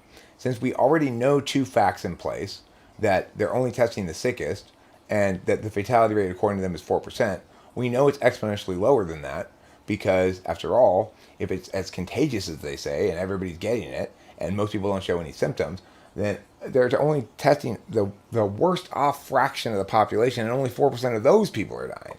So like that's a similar kind of mechanical argument, but it requires on less of an intuitive leap because it doesn't require me to assume that a fairly large amount of self-interest is guiding these doctors' decision making, potentially at the expense of correctly diagnosing them. I mean, the thing is, if the person is genuinely sick with something other than COVID and gets diagnosed with COVID, and the thing that they're actually sick with actually kills them, I mean, some doctors might not care. They might just be about the profit. But I suspect most doctors would feel as though they failed to fulfill their duty as a medical professional. Most people in general are very self-serving. I don't know what kind of fairy tale.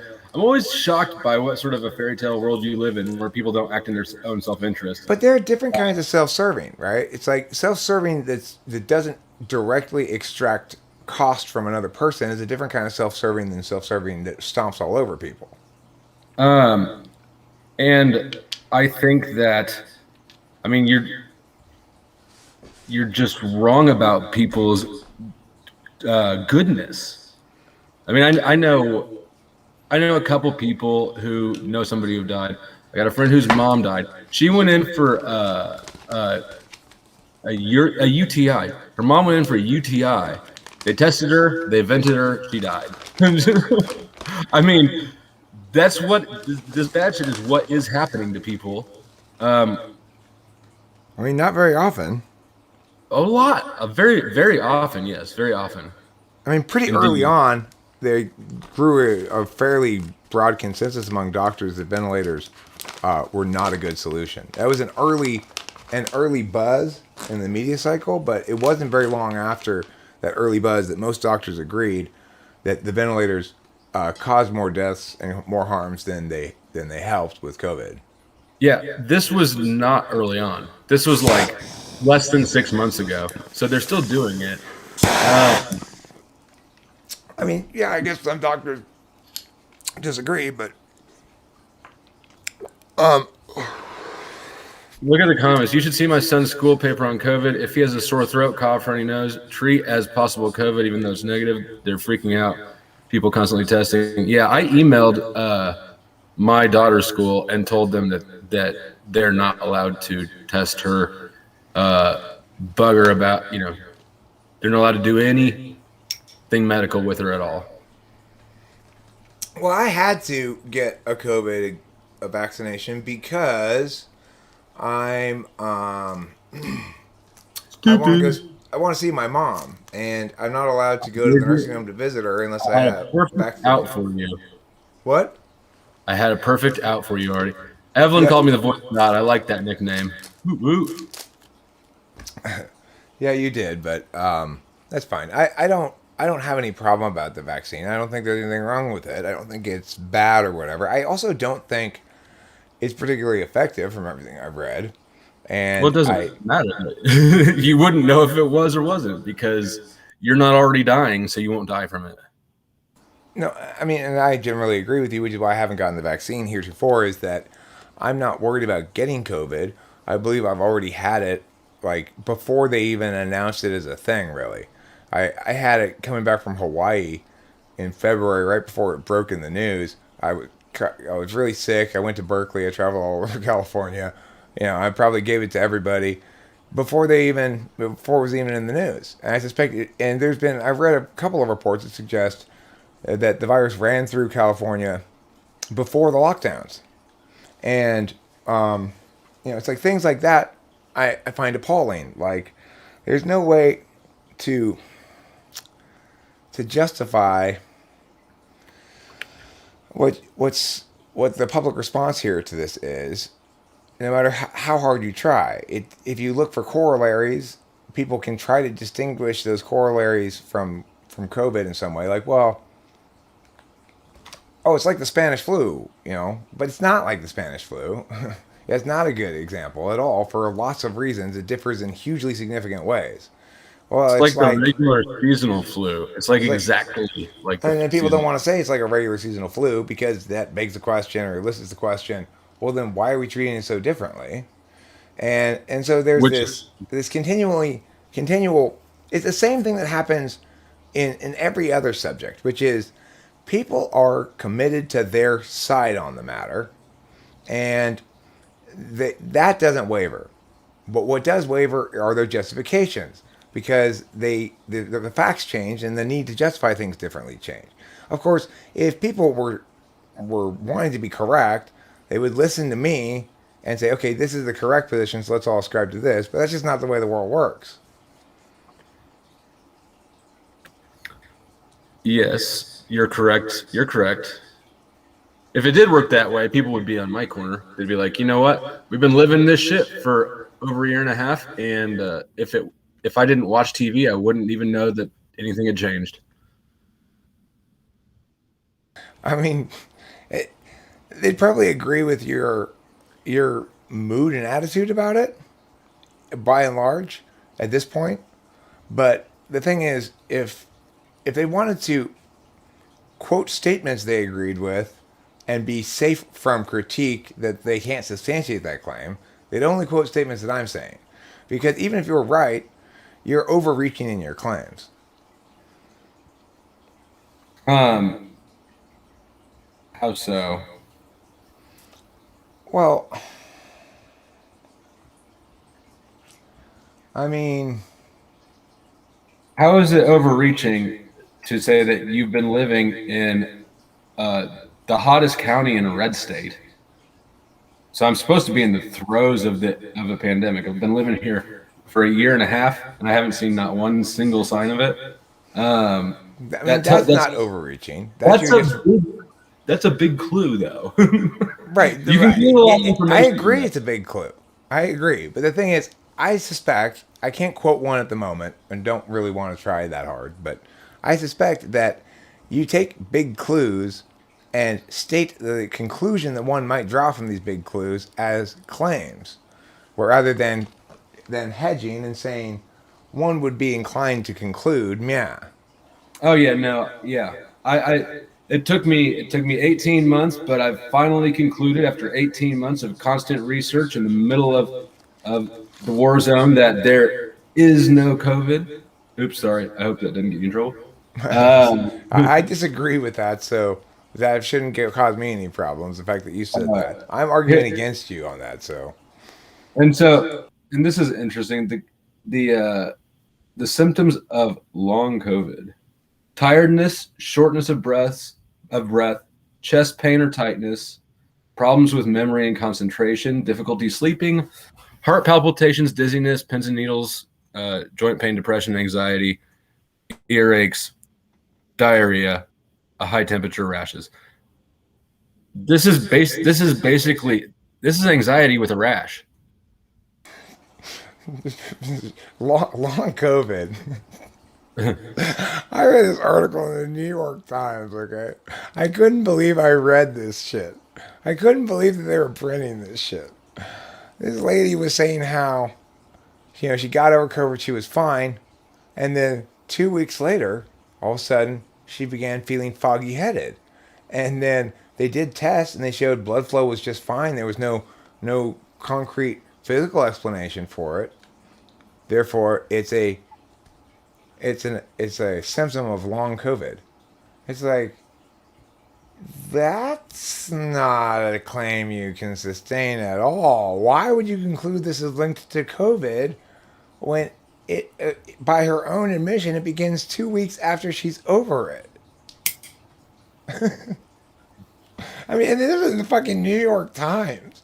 It's like, does anybody think anymore? Like, okay, well, why are we attributing this as a symptom of a disease she used to have?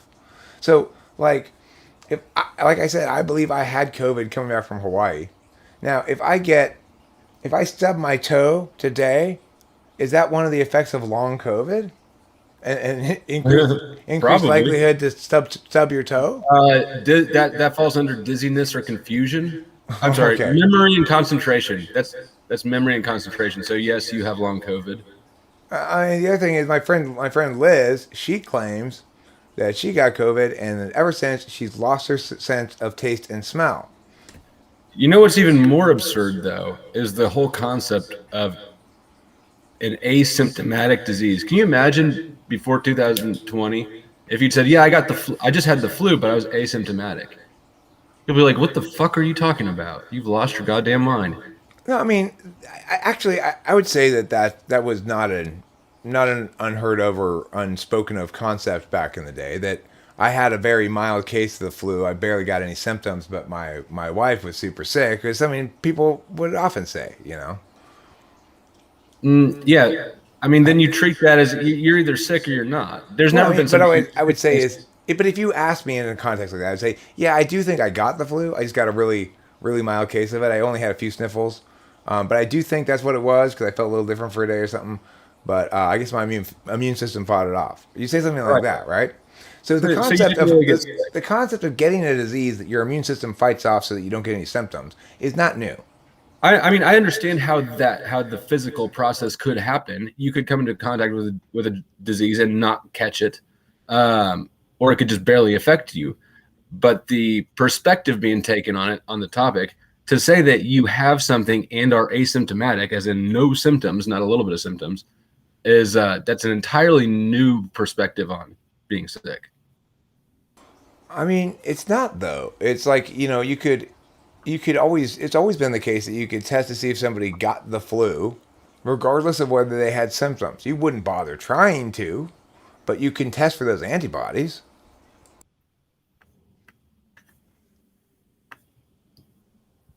But they stay around for a while. Okay, well, I don't know what they say about whether the COVID antibodies stay around for a while or not. Presumably, they don't stay around for particularly long, which is why it's always been so difficult to vaccinate against coronavirus. But Until now. what's that? Until now.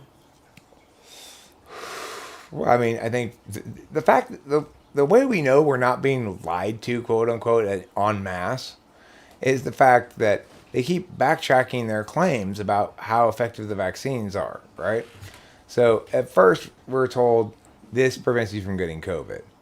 Then we're told, well, okay, it doesn't prevent you from getting COVID, but it does make it really unlikely for you to die from it. Then we're told, well, it doesn't prevent you from getting COVID, but it does make you less likely to die from it. And it's like, okay, so if they were lying, why all these reluctant concessions? Because you can't hold the world up based on just words. They finally had to admit that there's supply chain issues. They finally had to admit inflation was above 2%. They finally had to admit that it doesn't protect you from infection because people were still getting tested and testing positive. Okay, so then why didn't they have to admit that people died of heart attacks when they actually died? Why didn't they have to admit that people died of heart attacks when they died of heart attacks and instead say that they were dying of COVID? Because there's a lot more people testing positive than there are dying. I mean, what I've encountered is the phenomenon I saw on Facebook where a friend of mine, not a friend of mine, but a former assistant coach of mine, his father had a heart attack and died, and he began his post with, "I just lost my father to COVID. The doctor said he was on the mend and he was getting better and there's not going to be any problem, and then came the heart attack." Well, the thing is, if that's the kind of thinking people are doing in general, then obviously there's going to be inflated COVID numbers. Whether that represents how the wrong framing of things it spreads like a disease of itself, right? Like, why did he say that? It wasn't because he had done good analysis of the situation. It was because he was simply expressing. It's because the doctor told him that. He was regurgitating what the doctors told him. We don't know that. We don't know that. He didn't say. We know that that's the most likely scenario. It's not necessarily. It's not. For sure is. The doctor could have said there's like $30,000 saying that it is the most likely scenario. Okay, this is what I talk about. This is what I mean when I'm talking about sustaining claims, Taylor. So the Facebook post didn't indicate that's what the doctor said. The Facebook post began with him saying, "I just lost my father to COVID," and then describing how the doctor said that he was on the mend from COVID, and then the heart attack came.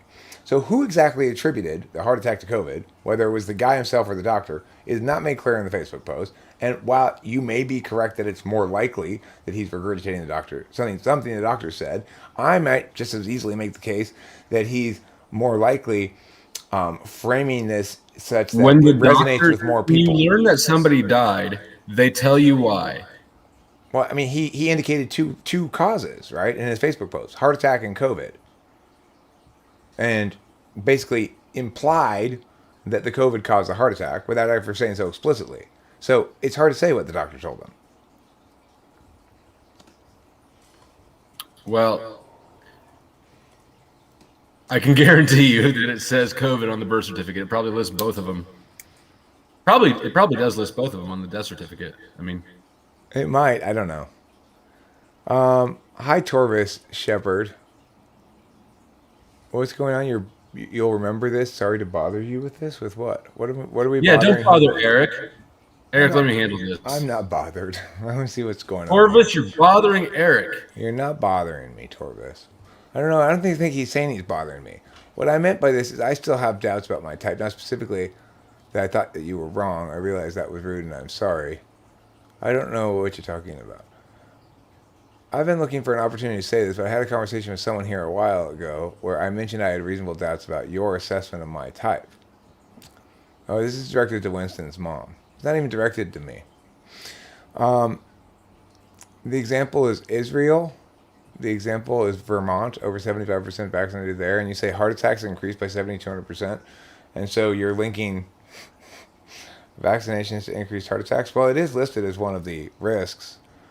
Check out Australia. Have you been watching Australia? Their shit's nuts. What's going on in Australia? Um, it's gone. It's turned back into a prison island. In what regard? Australia has the most intense lockdowns on the planet, I believe. You know what? You should look it up though, because I'm going to regurgitate wrong numbers. But they've been locked down for an astronomically long time. They can't go with. They're allowed to leave once a day for an hour alone, and only in a 5-kilometer radius of their house. All sorts of stuff. If you come back into the country, you have this app on your phone that uses GPS and facial recognition software. And at any time, they can send you a message, and you have to respond with a selfie within 5 minutes, or else they come and grab you. There have been riots and shit, and they grounded all the helicopters because they didn't want the press taking pictures of the riots and stuff, or of the protests. It's just out of control. Michelle, let me explain to you something. If I say to you, hey, look, it's a box of Marlboros, you're going to say, I'll believe it when I see it. Okay, I guess it is. That's unipolar. Your claims about your own type, to the extent that they deviate from what I say about you, are completely worthless.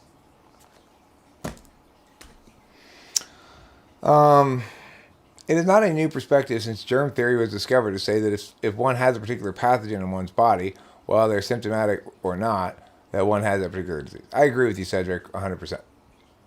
They killed dogs in Australia to prevent people from going out to get dogs? Scientifically, but not in common parlance. That's not how... Evelyn says this. Evelyn says this. They killed dogs in Australia to prevent people from going out to get dogs? The cops shot down the dogs, or shot the dogs at the pound so that nobody would leave their house and violate quarantine to try to rescue them. Oh my God. I'm telling you, they're going nuts over there. Well, all of Her Majesty's territories are some degree of awful. The thing to remember is this, that all of this is, it follows naturally from conceding the wrong frame.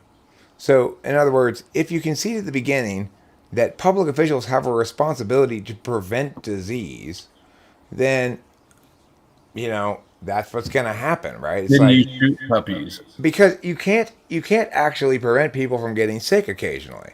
It's part of human life, right? It's part of being a human is that we have an immune system because we do occasionally get viruses, and that's why we're equipped with the mechanisms to fight it off.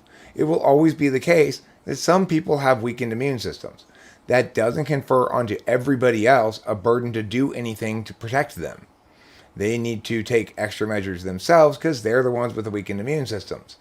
Each of us should have a presumption of an ability to move about freely without taking extra measures to prevent people from breathing air that we breathe out, It's ridiculous. And so the thing is, there might be exceptions to it, though. There might be, let me just finish this thought. There might be exceptions.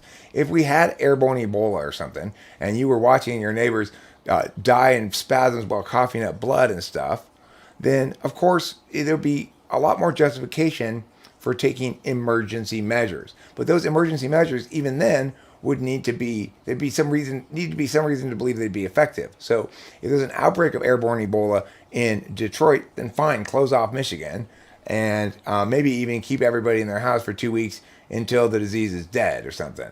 But then that's it, right? You don't, the only reason it's justified is because it is airborne Ebola. You don't say, well, this is a particularly bad cold, so let's treat it as though it were airborne Ebola, or this is a new cold, so let's treat it as though, or this is a highly contagious cold, so let's treat it as though. You're not respecting the fact that there are different categories or orders of thing. But we're not even doing anything remotely close to that. We're shutting down small and medium-sized businesses while football stadiums and Walmarts are still open. I mean, it's clearly the haves and the have-nots. This is the biggest wealth transfer in the history of the world. Well, it's definitely the case that when people operate under the wrong frame of reference, you get clear indications of contradictions in realities. So it is the case that I watch the Dodger game and the USC football game and see these stadiums full of people not wearing masks. And it is also the case that I still can't go inside the weed store without putting my mask on. Now, I Because the weed respect store is a small business. but see, here's the thing also. I respect the fact that for a lot of these businesses, it's likely that they choose to enforce the mask mandate on the grounds that fewer people complain about having to wear the masks than complain about people not wearing masks. So, in other words, if I'm a panicky lady who comes in, I can't come in here. This guy's not even wearing a mask. You guys aren't even. Then they complain to some city official, and there might be a problem, right? No, Whereas that's not it at all. It's because they'll get shut down by the health department if they don't play ball. I mean, the thing is, the mandate's no longer in place for these businesses. So some businesses they've covered over their mask sign that says you have to wear a Your mask. mandates are worn off? What's that? You don't have any mask mandates anymore? No, LA counties have ended now. You're shitting me. Damn, we still got them in Kansas City, Missouri. I mean, not that people are really complying anymore. Yeah, but I mean the thing is, and people are still it's habituated. People wear masks in certain places. So like at the supermarket, the pharmacy, the weed store, and you're more like kind of chainy places. They still enforce typically a mask mandate. Although I saw Subway didn't the other day. They had their mask sign covered over, and then like smaller stores like the Whippet store, the Head Shop or whatever, they don't enforce it. Yeah, I mean they don't. As soon as the mask mandate was removed, they covered over their sign or took it down. So you just have to check the door of a place to see if you have to wear a mask or not. And of course, it's incredibly stupid with the restaurants the way it used to be, where you had to wear your mask. And in some restaurants, it's still like this because they just stuck with it. You have to wear your mask from the door to your table. Then you take your mask off for an hour eating your food and drinking your drinks. And you have to put your mask back on to walk from the table to the door. It's like, okay. Yeah, I've never done that, not once in my This is life. just I think pure idiocy. it's so stupid. It's humiliating. I wouldn't do it. I've never done that once, and I won't ever do that. I'm not gonna play this fucking game. I walked out of one place. I think it was Olive Garden, but nobody else has really put their foot down on it. And what Evelyn says here is true. Just walk in without a mask, they probably won't say anything to you. At this point, it's usually like that. But I don't. It's like I guess in general, I'd rather avoid having to go back out to the car or having to deal with it or something. Like I don't want to have to take a stance on it necessarily. I love confrontation. Fuck with me. That's 8 first versus 8 second. It's like I really don't want to be mad. That's the interesting thing is people don't fuck with me, but they'll like if Katie walks in, they'll fuck with her. Guess nobody's really that scared of coronavirus. Same thing with Rachel. I've heard somebody ask Rachel to put a mask on before. Now I generally will always remember to have mine on if I think they're gonna expect it, but I think they'd probably be less likely to say something to me than to her. However, even if they were to say something to me, I would just go, are we still doing this stupid shit? And I go back out to the car. Fine. I go back out to the car and get it. Because, of course, I know that Ralph's employee, it's not their fault.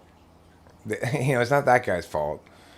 He's probably got busted before for He's not not- yelling at somebody. Or He's something. not. He's not going to chase you though. Like I always just. They say, "Do you have a mask, sir?" And I'd say, "No, but not slow my stride." And they're generally not going to chase you.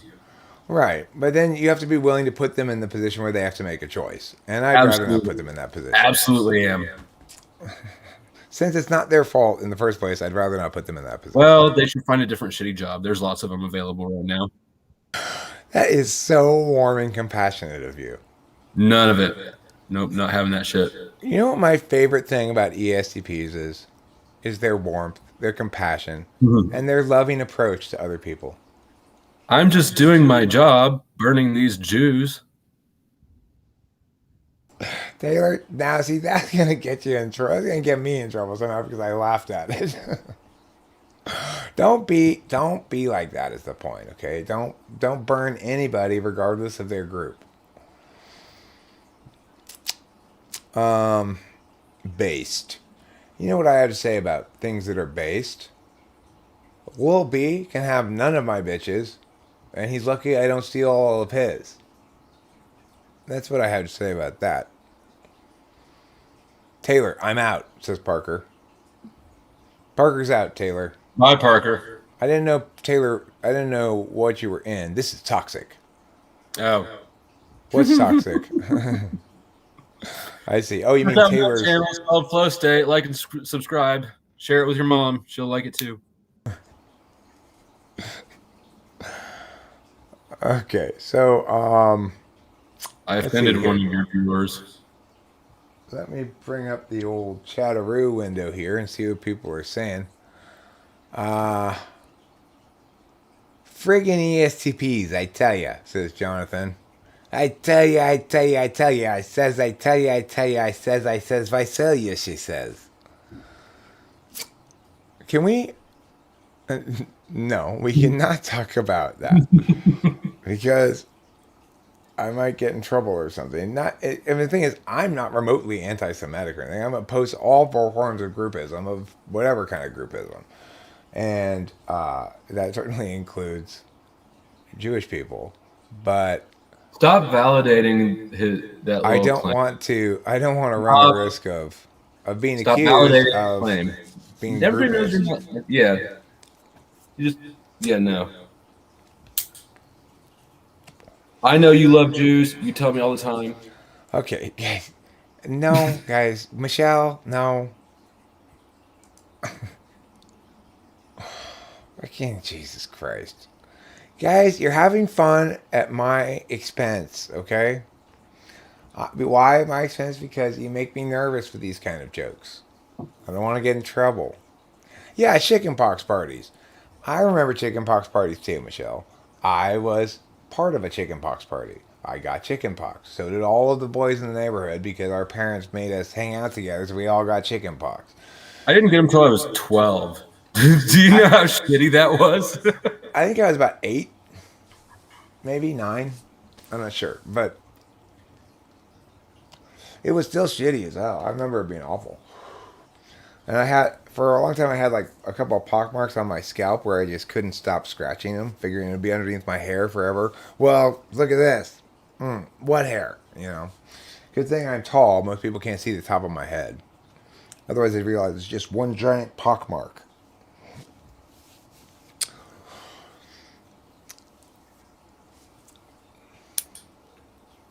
I had them on my back, on my ass, on my feet, on the bottom of my feet. I couldn't stand. I couldn't sit. I couldn't lay down. There's like no part of me. There's no way to be comfortable at all. Evelyn, I agree with your statement there. She says, I respect ESTPs. They're the ones that are fighting out there for our freedom. I agree with you. I'd point out that there's there's also Radio Free Europe. It's not just soldiers. Radio Free Europe counts some too. I consider myself the director of the Radio Free Europe of the battle that ESTPs are fighting. You are that, for sure. So even though I don't get the heroic memorials, they also serve for only sit and talk. One of my sister's baby daddies got chickenpox when he was about 25. That's shingles, yeah. It's what somebody said up there is shingles and chickenpox are the same virus. It's just called shingles if you get it as an adult. And even if you had chickenpox as a kid, if you didn't get it very bad, you might get it again as an adult, and then it's called shingles. I had it pretty bad as a kid. Like I had a pretty thorough chickenpox occasion where it was just all over me, and it was awful. I was planning to go to Raging Waters that next day with my friend, and then I woke up in the morning. I was fucking just so sick, like super fever and all feeling all weird and wobbly. And I was like, "Come on, we can still go to Raging Waters. We can do it." But I don't know what Raging Waters is, but you know what you it's need a to water do. slide park. You know what you need to do if you haven't done it in a while is go to the LA County Arboretum because that place is awesome. It's right next to my house, Taylor. It's like I literally Yeah. can walk there in like 3 blocks. We used to That's sneak so in there all lucky. the time as kids. As kids, we'd go fishing in the lake there, and we'd catch carps or koi's or catfish. They had all three in the lake, using Velveeta cheese or whatever. Because those fish have been trained that when people throw something in the water, it's perfectly fine for them to eat it. So it's a very easy place to fish. they're not My they're not suspicious. my dad at the Arboretum threw a peacock when he was a kid. He threw a peacock in. He caught a peacock and he threw it in the lake. And then when he realized it couldn't swim, he had to go in the lake and save it from drowning. Peacocks can't swim, huh? Apparently, And the thing is, they aren't very good at taking off to fly. They kind of have to get a bit of a running start. Now, Thecla A corrects me and says, I don't think that's quite right. My understanding is you can only get shingles later in life if you've already had chickenpox. So if you don't have chickenpox as a kid and you get it later in life, is it called chickenpox? I might be wrong about this, but that would be my question if you're correct. Or is it just not possible to get chickenpox if you don't have it as a kid?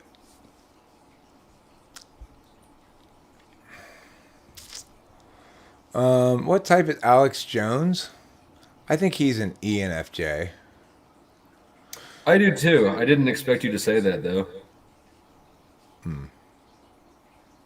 Oh, yes, it's still chickenpox if you get it as an adult for the first time. Okay, well, I stand corrected then. I did not know that shingles required it to be a second encounter with the disease. I had always assumed it was just if you got it in adulthood, it was called shingles. Oh, shingles actually presents differently. Oh, okay. Well, you learn something new every day here on Talking with Famous People. Today it's about the chickenpox and shingles virus. Apparently, even though it's the same virus, it presents differently if you get it a second time in adulthood. Interesting. Instead of pox, you get shingles like on a roof on your body. And they stay there for 5 years, and then you gotta take them off. Yeah, and then, eventually they get a little bit weathered like that. It's not a second encounter. The virus hides in your body and resurfaces. Oh. So what? Like your immune system forgets that that's a bad guy? It gets so accustomed to having it around that it takes the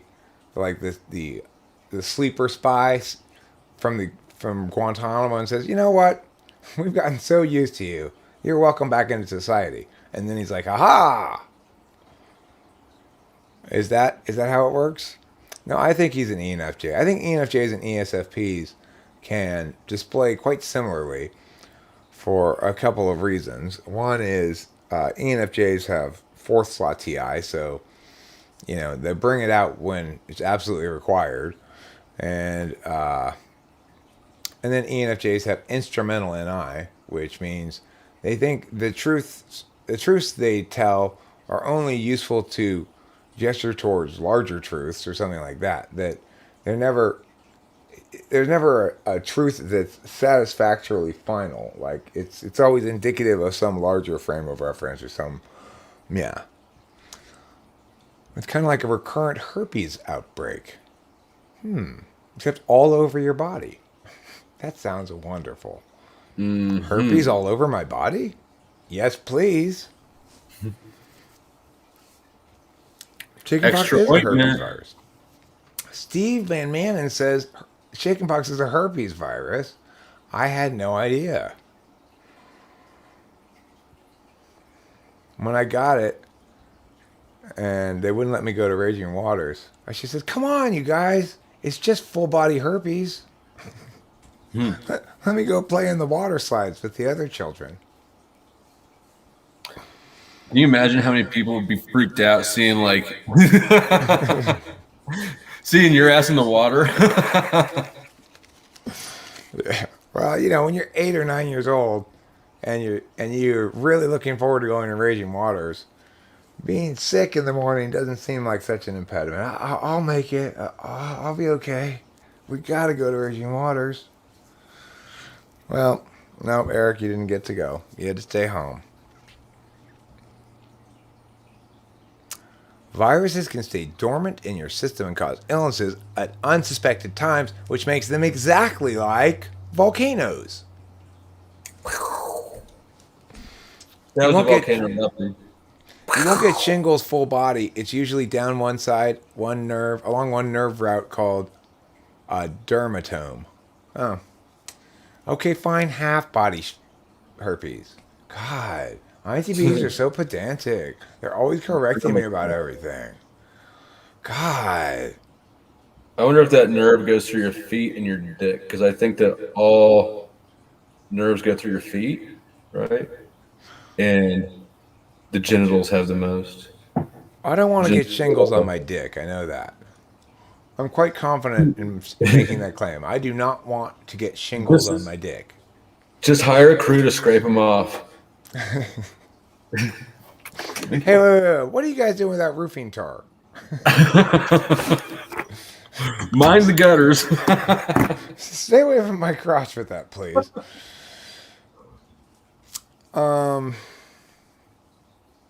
It's not even a full half. There are distinct patterns. Oh. Well, aren't you guys a couple of shingles experts? What are you guys? Both had shingles or something? I think my mom had shingles at one point.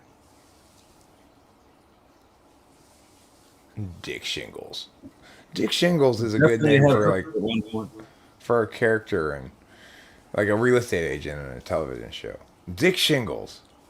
Welcome. Let me show you this tropical home with this beautiful veranda. You've had shingles twice, Evelyn?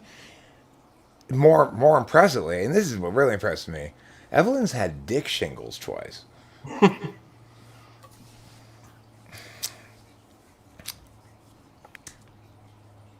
Did you have bad shingles, Evelyn? Are you going to tell us if half of your vag was infected with shingles? I want to hear. Let's hear about Evelyn's vag shingles. Come on, Evelyn. Tell us about the... No, she says no. No vag shingles. Well, that's probably for the best. If I had to pick a hole to get shingles on, I'd rather get shingles on my butthole than my pee hole. How would you wipe?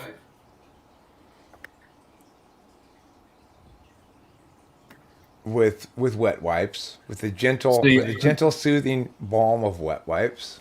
I'm gonna have to disagree here because I can go a few days without sex. I cannot go a few days without wiping my ass. Can you go a few days without peeing?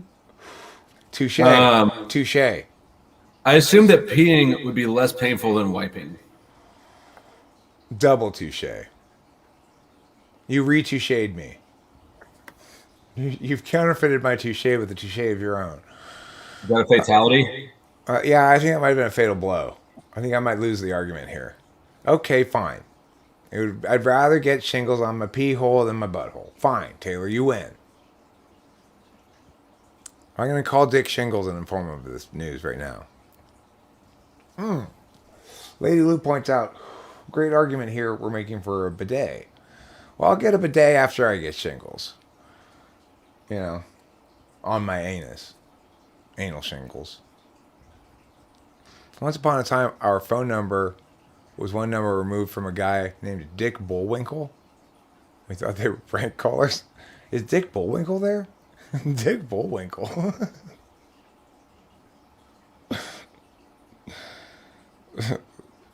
I think we should combine the two and make him Dick Shinglewinkle.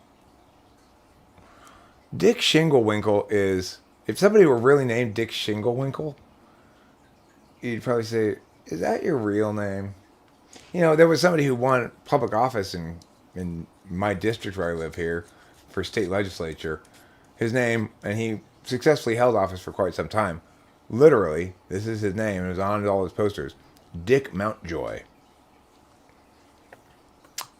Yes. Shut the fuck up. Dick, no, I shit you not. Dick Mountjoy represented me in this district of Arcadia here and the surrounding areas in the state legislature for a long time. Dick Mountjoy. And I felt pretty proud of that. I was like, that's the name I want my representative to have. It really expresses his enthusiasm for sexual intercourse, or as Scooby calls it, rectual intercourse. That is what Scooby calls it.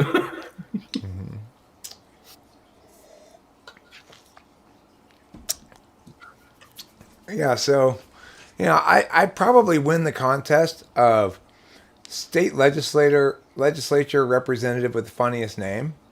And if somebody else has an offering they want to throw out there that they've got better than Dick Mountjoy. I tap. Winston's mom says, if your name is Dick Shingles, please hit the like button. You see, if we're using that as a test, Winston's mom, and everybody's adhering to it, and now we wait, then we'll wait forever because probably nobody's going to be named Dick Shingles, and so then nobody's going to thumbs up it. Her And I'm gonna calls feel to action are normally more fruitful than I think this one will be. Yeah. It's like saying nobody liked this. Yeah. Well, you know, we do periodically have, of course, No Paul Day around here, in which no Pauls are allowed. I think we had a no Craig. I think we had No Craig's Day one day. So, you know, maybe one day we'll have a no Dick Shingles Day, and pretty much everybody will be invited except for that one guy. Okay, everybody can feel special because at least they're not that one guy who doesn't get to come. Just like on the No Paul's Day, if you're not Paul, you feel like, fuck yeah, I killed it. He doesn't get to come because no dicks are allowed. No Dick Shingles allowed. If your name's like Dick Smith or something, that's fine. But on No Paul's Day, on No Paul's Day, 0 Pauls are allowed of any sort. Paul. Now we accept Paulos, we accept Paulas, we accept Pauls that's spelled Pawl. Not that I've met any, but if there were one, that'd be acceptable. No Pauls allowed.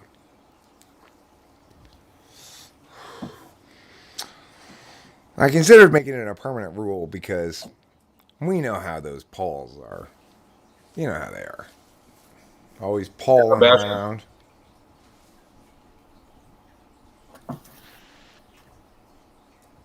Do we have any Pauls in attendance here today? Before I continue shit talking the Pauls. I went to a Paul Wall concert about 2 or 3 years ago. Paul Wall concert? Mm-hmm. Was it just a bunch of Pauls and Walls on stage? Yes. Your middle name is Paul, Evelyn? That's surprising. I never would have guessed that was your middle name. Evelyn Paul. This is my daughter, Evelyn Paul. I mean, I assumed your middle name was Schmevelin. Ah, the hub of pharmaceutical R&D land. What's the hub of pharmaceutical R&D land? Is that Ontario, Canada? Is the Dodger game on right now? I should probably be watching the Dodger game. What personality types are usually a Paul, and do they smoke Pall Malls? Pauls are their own personality type. It's XXXX. And they smoke American spirits. They're the other kind of trash. Aren't those terrible cigarettes? Yeah, and super expensive. Here's the thing. Listen, Native Americans, you may have invented smoking tobacco or whatever, and that's great. We appreciate it. We do. But just like, you know, Henry Ford may have invented making cars in a factory, we don't want to drive a Model T. That's why we add the important flavorful chemicals that make the Marlboro Red into the best cigarette money can buy. You Your meant to say American spirits are entirely missing the point. you meant to say cool because you're missing the delicious menthol. Now, there's a second version of this message that is for menthol smokers, and you would be correct about that. For non-menthol smokers, though, I think we can all agree that there's no delicious flavor like the chemical bite of a Marlboro lung, a Marlboro Red, and the fresh tender meat of a lung. Right? Oh, the next Dodger game is not today; it's tomorrow. So we did push it to 5 games. It's quite like that's so not fair that the Dodgers have to play the Giants in the division series because the Dodgers and the Giants have the 2 best records in baseball. So it's like we should really be meeting like in the World Series, but instead we have to play the Giants in the fucking divisional series, and we got to play Game 5 at San Francisco. How shitty is that? So, hopefully we'll win, but if we don't, I won't feel like we were a normal crap out in the divisional series team. I'd say, okay, well, we had the bad misfortune of landing the Giants in the first. We had to win the wild card game, but then we had to hit the Giants right away. So shit happens, If we lose, we lose. I like the Giants anyway, and that's not normally the case. If you're a Dodgers fan, you're supposed to hate the Giants. But I lived in Northern California, went to college, and I became a Giants fan while I was up there. So, except when they're playing the Dodgers, I still kind of have a fondness for the Giants. And I kind of remember my time as a Giants fan as much more of a real fan experience than being a Dodgers fan, which is a really half-assed fan experience. It's like show up in the 3rd inning, leave in the 7th inning kind of thing.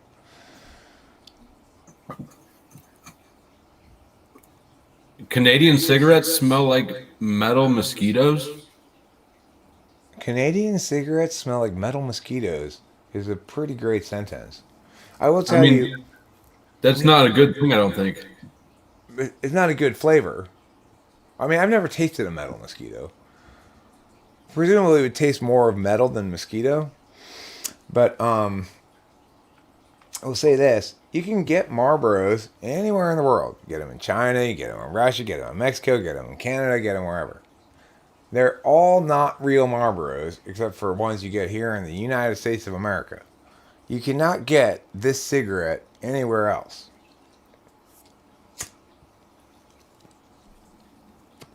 The international ones don't taste right. They're not right. They're just wrong. When I went to China, I got a carton of cartons at the duty-free shop. And I still ran out eventually, and I had to smoke other cigarettes. It was like, ugh. You ever smoked a decade? No, I've never smoked a decade. Have you seen those? I don't know if they still make them. They used to be like 10 years ago, you could get a pack of decades for like $1.69. Oh my God. You know what they apparently don't make anymore? Are Marlboro Reds in a soft pack. They don't? I don't think so. I can't ever find it. Like, I used to always get soft pack when I saw that a store has them, right? And it's been a long time since that's occurred, which is to say, I've not really been keeping a lot of track, but I know my long-term habit was if I saw they had soft pack on the shelf back there, I would get soft pack. Usually they did. Because normally they don't put the soft packs into the display. They normally have like a carton of them shoved somewhere underneath the counter, though. I mean, so it's possible they still have them, but I haven't seen them or had them myself in a long ass time now, like maybe 6 months or so. It's hard to say exactly, but I suspect that maybe at least in California they no longer sell soft pack. Well, they still sell soft packs of Cools, so I bet there's still soft packs of Marlboro Reds. That's what makes them so cool, maybe. I just wanted to give you. You know what was cool is back in the day. I love you. Love you too, darling. I'm making love intellectually and emotionally to my woman right now. Hey. That's so coquettish. Hey there. Hi, Rachel. You're looking lovely in your leopard print outfit. Is that leopard? Yes, I think it is. Can you show the people so they can judge if it's leopard or jaguar?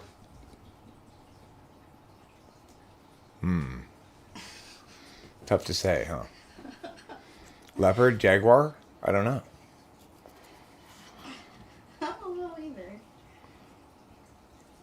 Old Navy. I'd be willing to bet it's not made out of real big cat skin, though. That'd probably be pretty expensive. Okay, I think I'm going to call it a stream here. Perhaps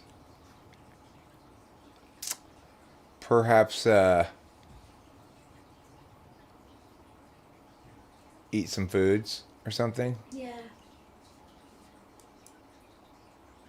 So I think I'm going to play a song or two before I go, real quick. Why? Well, because last stream when I played these songs, I forgot to turn down the background volume of the Mia, which was the blowing leaves. And so I didn't get to listen to a good recording of what I wanted to listen to, really. And now I'm going to play 100,000 million years ago. I can get rid of this attributes versus approaches. I might as well save it, I guess. Attributes versus approaches. Yeah. Okay. Now I'm going to open this thing here and get 100,000 million years. Or, as it's titled here on the notepad document, 100 mil lyrics.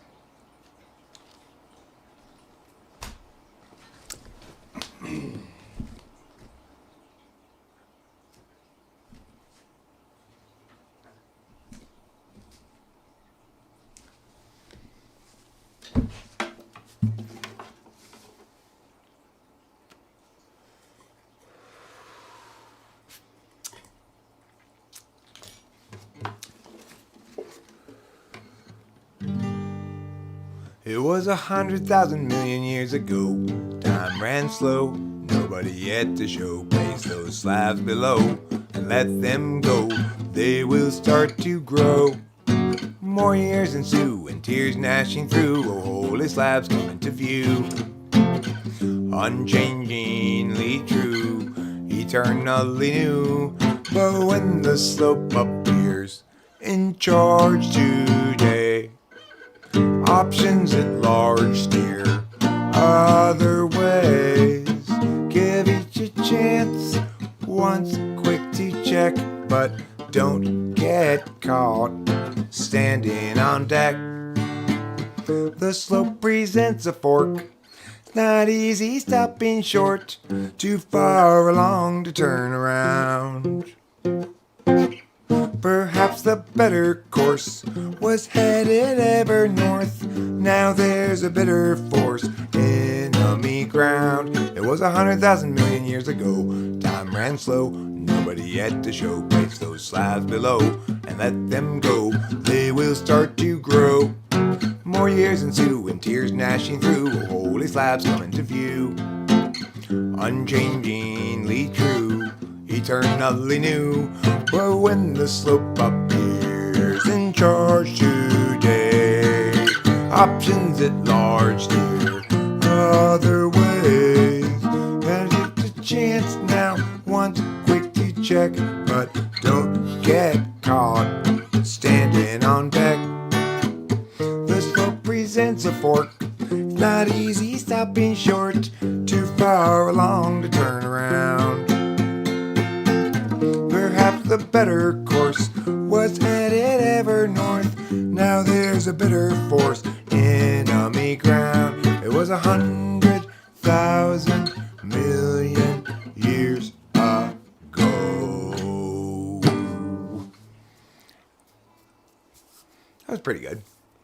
Pretty good rendition of Requiem on Pooh, an overture in D minor. Requiem on Pooh.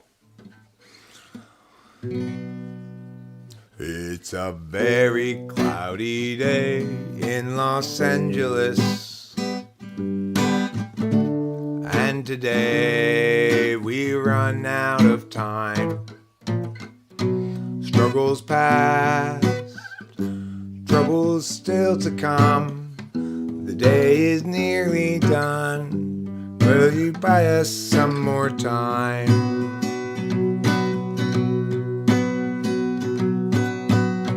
Cloudy day in Los Angeles,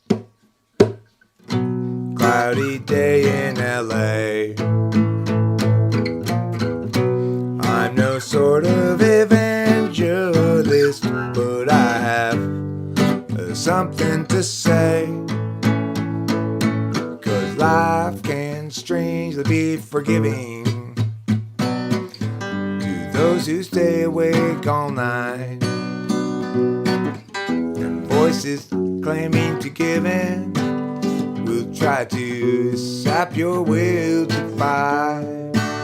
But whether I'm supposed to be here or just be soon forgotten noise is sort of based on what I see here and also on what I avoid. It's a very cloudy day in Los Angeles, and today we run out of time. Struggles past, troubles still to come. The day is nearly done. Will someone buy us some more time? Cloudy day in Los Angeles, cloudy day in LA. I'm no sort of evangelist, but I have something to say, something to say. It's a fun song to play. It's a really comfortable song to play. It's like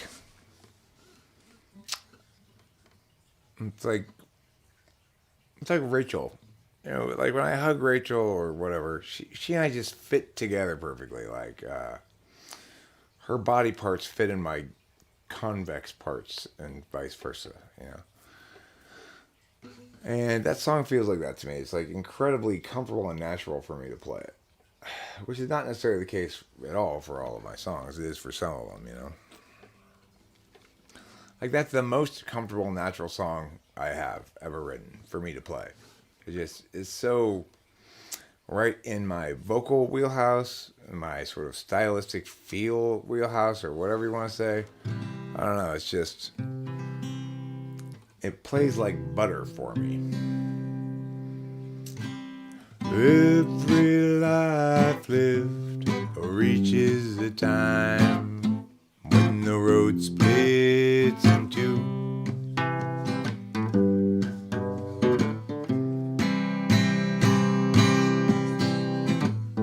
There are times, dark times, times of despair, times when it's hard to feel good.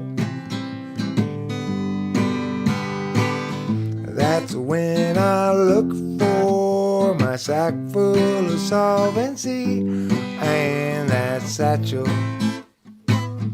of helpful goods. Satchel of helpful goods. Satchel of helpful goods. Satchel of helpful goods. Every life lived reaches a time when the road comes to an end.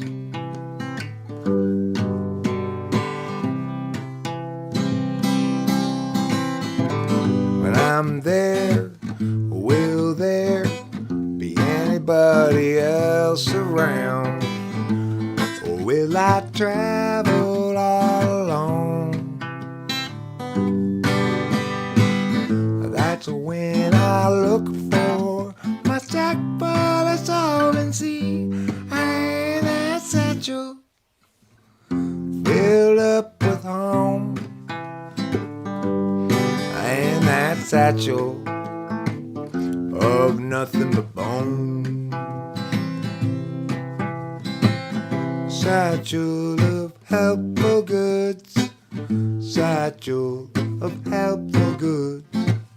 Satchel of helpful goods. Satchel of helpful goods. Satchel of helpful goods. Satchel of helpful goods.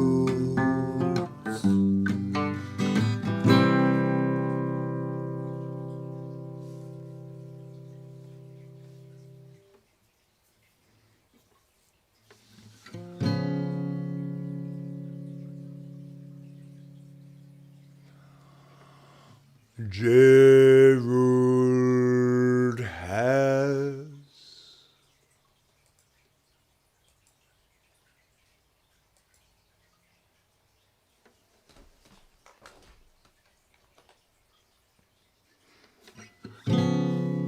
Gerald has a thought. Gerald has a lot. Gerald has a plot to get the margarine later. I got confused by what I was saying in the live chat here. It's hitting the house, seems too close. With that big wood thing, or what? Gerald has a thought. Gerald has a lot. Gerald has a plot to get the margarine tater tots. He's got a good idea for a name-changing business. Thinking now about what he'll call Christmas when they hire his firm to change that name. Gerald always thought there'd be chance enough to return to the work I left rough. He'd get back to it eventually, but his visions piled up and his plans would interrupt all the work that started off so hopefully. Now his mind is back on his business, thinking of changing factless to listless. So how all the people will shout his name. And Gerald knows he understands ever more clearly now. He won't provide explanation regarding the why or the how.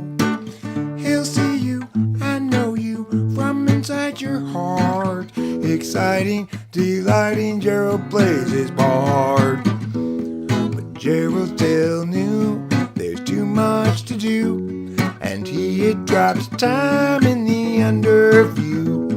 Too much to rebut, so where now and what? And too much time spent nitpicking the skew with you. Gerald has a thought. Gerald has a lot. Gerald has a plot to get the margarine's tasty spots. He's got a good idea for a name-changing business. Thinking now about what he'll call Christmas when they hire his firm to change that name.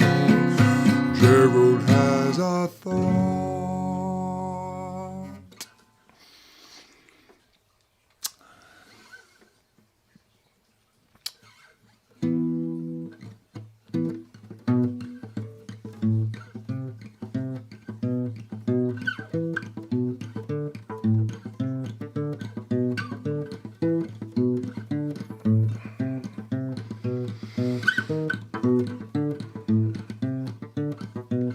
Oh, we need to know. We need to see. We need to pen happenings down by our means to judge a logic to life we devisively unlike and from which we'll rarely budge. People everywhere gather up, enemies outraged at how they miss a sign. How do they set their priorities? These foreign backstabbing entities, ensuing heartache and misery, follow necessarily from their savage ways. Insulting Carson and Desiree, we're stuck in such petty larceny. We all partition the rectories and call it destruction of the whole damn world. Judy shares now her limits, hoping Julie will too. Gary shares for 4 minutes. He just can't share things like they do. Judy always thought that she should have bought two when she had the chance to buy. Julie soon forgot about should and not, although she ought recall till die.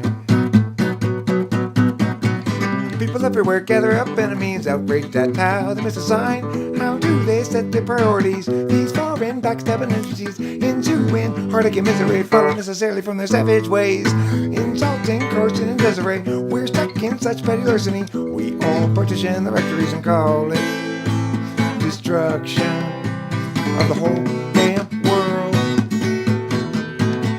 Boom. Too fast. It was too fast. But it was.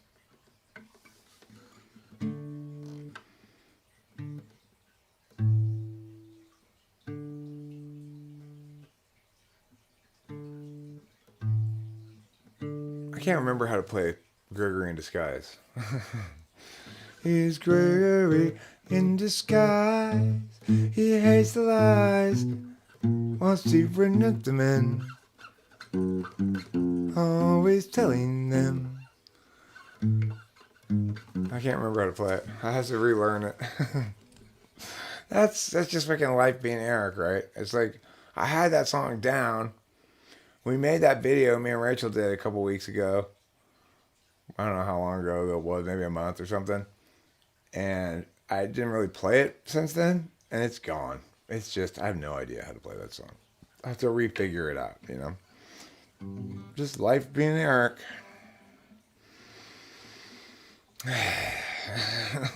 It's frustrating.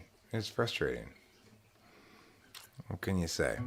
It's like, why do I still have to look at my set list in order to remember how to play my songs that I've played a billion fucking times? It's like, what's wrong with me? There's something wrong with you, Eric. Something terribly, terribly, terribly wrong with you. Really? Yes. Oh. I'm sorry. You should be. You are a sorry, sorry sight for sore eyes. I think you're mixing metaphors. Shh. Hush, little angel, hush. I thought I asked you not to call me your little angel anymore. Shh. Hush, little darling. Hush. Hush, you darling little angel. Shh. Quiet down there, Tiger.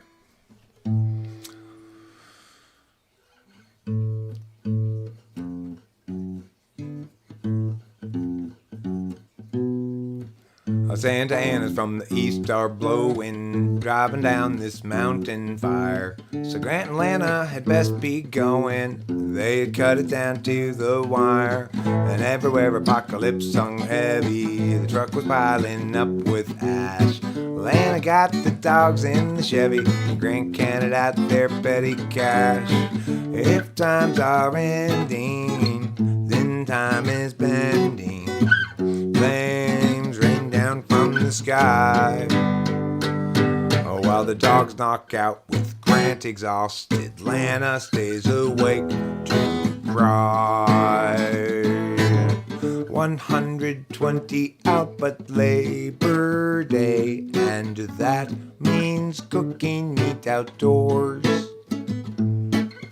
Guy got distracted and fire got away. Now from Bradford to Arcadia they curse his name. Fire matched them west and down the incline until they reached the foothills below. Found a room cheap for the night online. At least now they had someplace to go. Tomorrow they'd evaluate their options now that their life had turned away. Listeners tried a place in Laughlin. Wasn't really any more to say. If times are ending, then time is bending. Flames rain down from the sky. While the dogs knock out with Grant exhausted, Lana stays awake to cry. While the dogs knock out with Grant exhausted, Lana stays awake to cry. I like that song a lot, actually, even though it's not very popular. Sammy has a story that need be told, and this is a song for an open road. Such a thing must always do its job. She married up Jeb, turned 19, 4 years in and 3 kids weaned. Weary now and questioning the path. Agency outpaces discretion, locking in our courses way too young. The urgency conferred is really just depression, making sure those underneath them always run. Doug at 20 thought bourbon fun, and likewise Doug at 21, and so forth, well up into middle age. Well, once it seemed to set him free, became his whole identity. Now Doug's about another drunken rage. Agency outpaces discretion, locking in our courses way too young. The urgency conferred is really just depression. Offer you incentives, but they haven't got a thing that's fun. Everybody's panicked about the kids. Lock 'em up with extra dexedrine. Mathematics to produce success, or impose more unjust duress. Agency outpaces discretion, locking in our courses way too young. The urgency conferred is really just depression, making sure those underneath them always run. Without consent, it's really just oppression, by parasites surviving on their wages earned by lying, while they feed their fear of dying. Yes, they feed upon the futures of the young.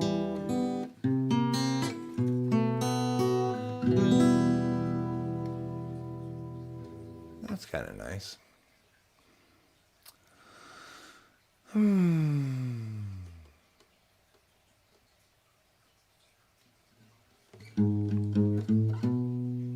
What's the matter with Chad? Is he terribly bad? Is he very like Dan, who's a terrible man? Is he sort of like Jill, who can't pay her bill? Rather like Jack, stuck on the facts. What's the matter with Sue? Will she know what to do if they bring attitude? Will she show ingenuity?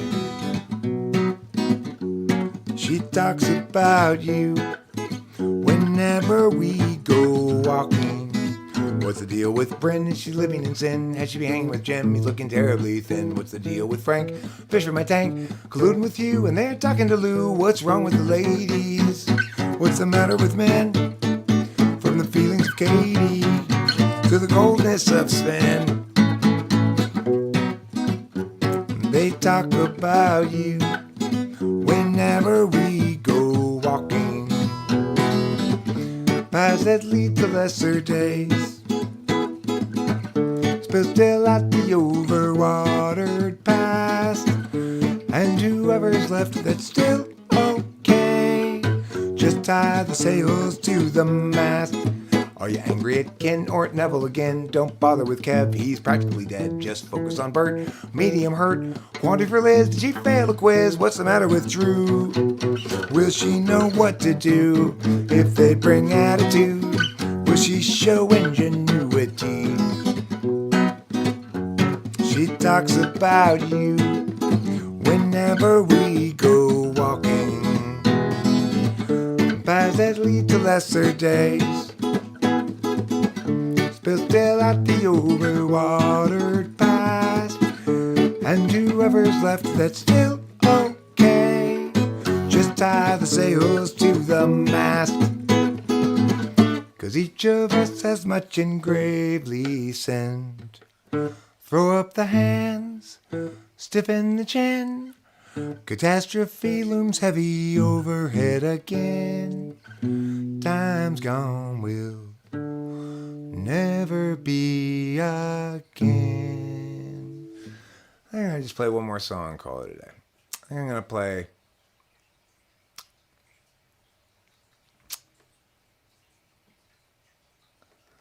the Brooding song.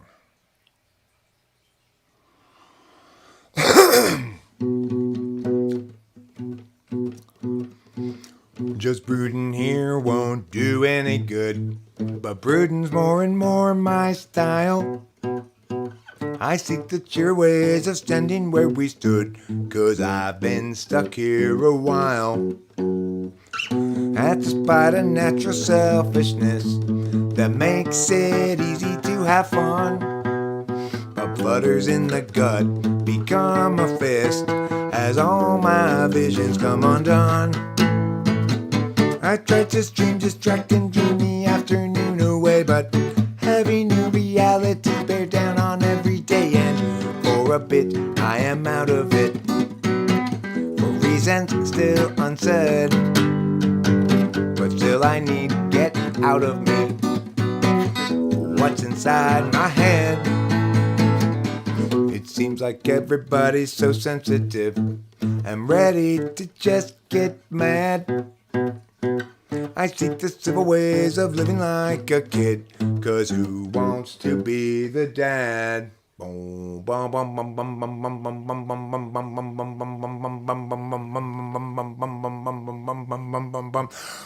Have we lost our sense of scope and scale? Our capacity to laugh? The sense to know when not to wail, and how to tip the golden calf. I tried to stream, distract, and dream the afternoon away, but heavy new realities bear down on every day, and for a bit I am out of it, for reasons still unsaid.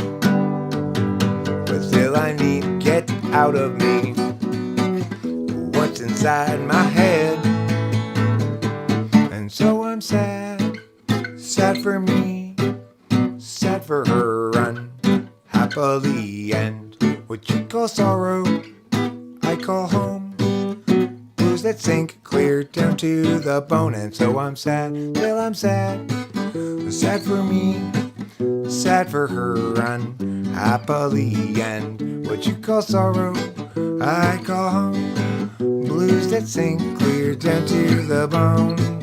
Still I'm sad, so sad for me, sad for her, unhappily, and what you call sorrow I call home. Blues that sink clear down to the bone. I didn't play that very well, but you know, that's 'cause I suck. Alright, well, thanks so much for being here. Those of you who stayed through the middle into decent renditions of songs, I especially appreciate it. Have a good evening. Don't forget to eat plenty of cheese. And I bid you all a very fond adieu to America and the world.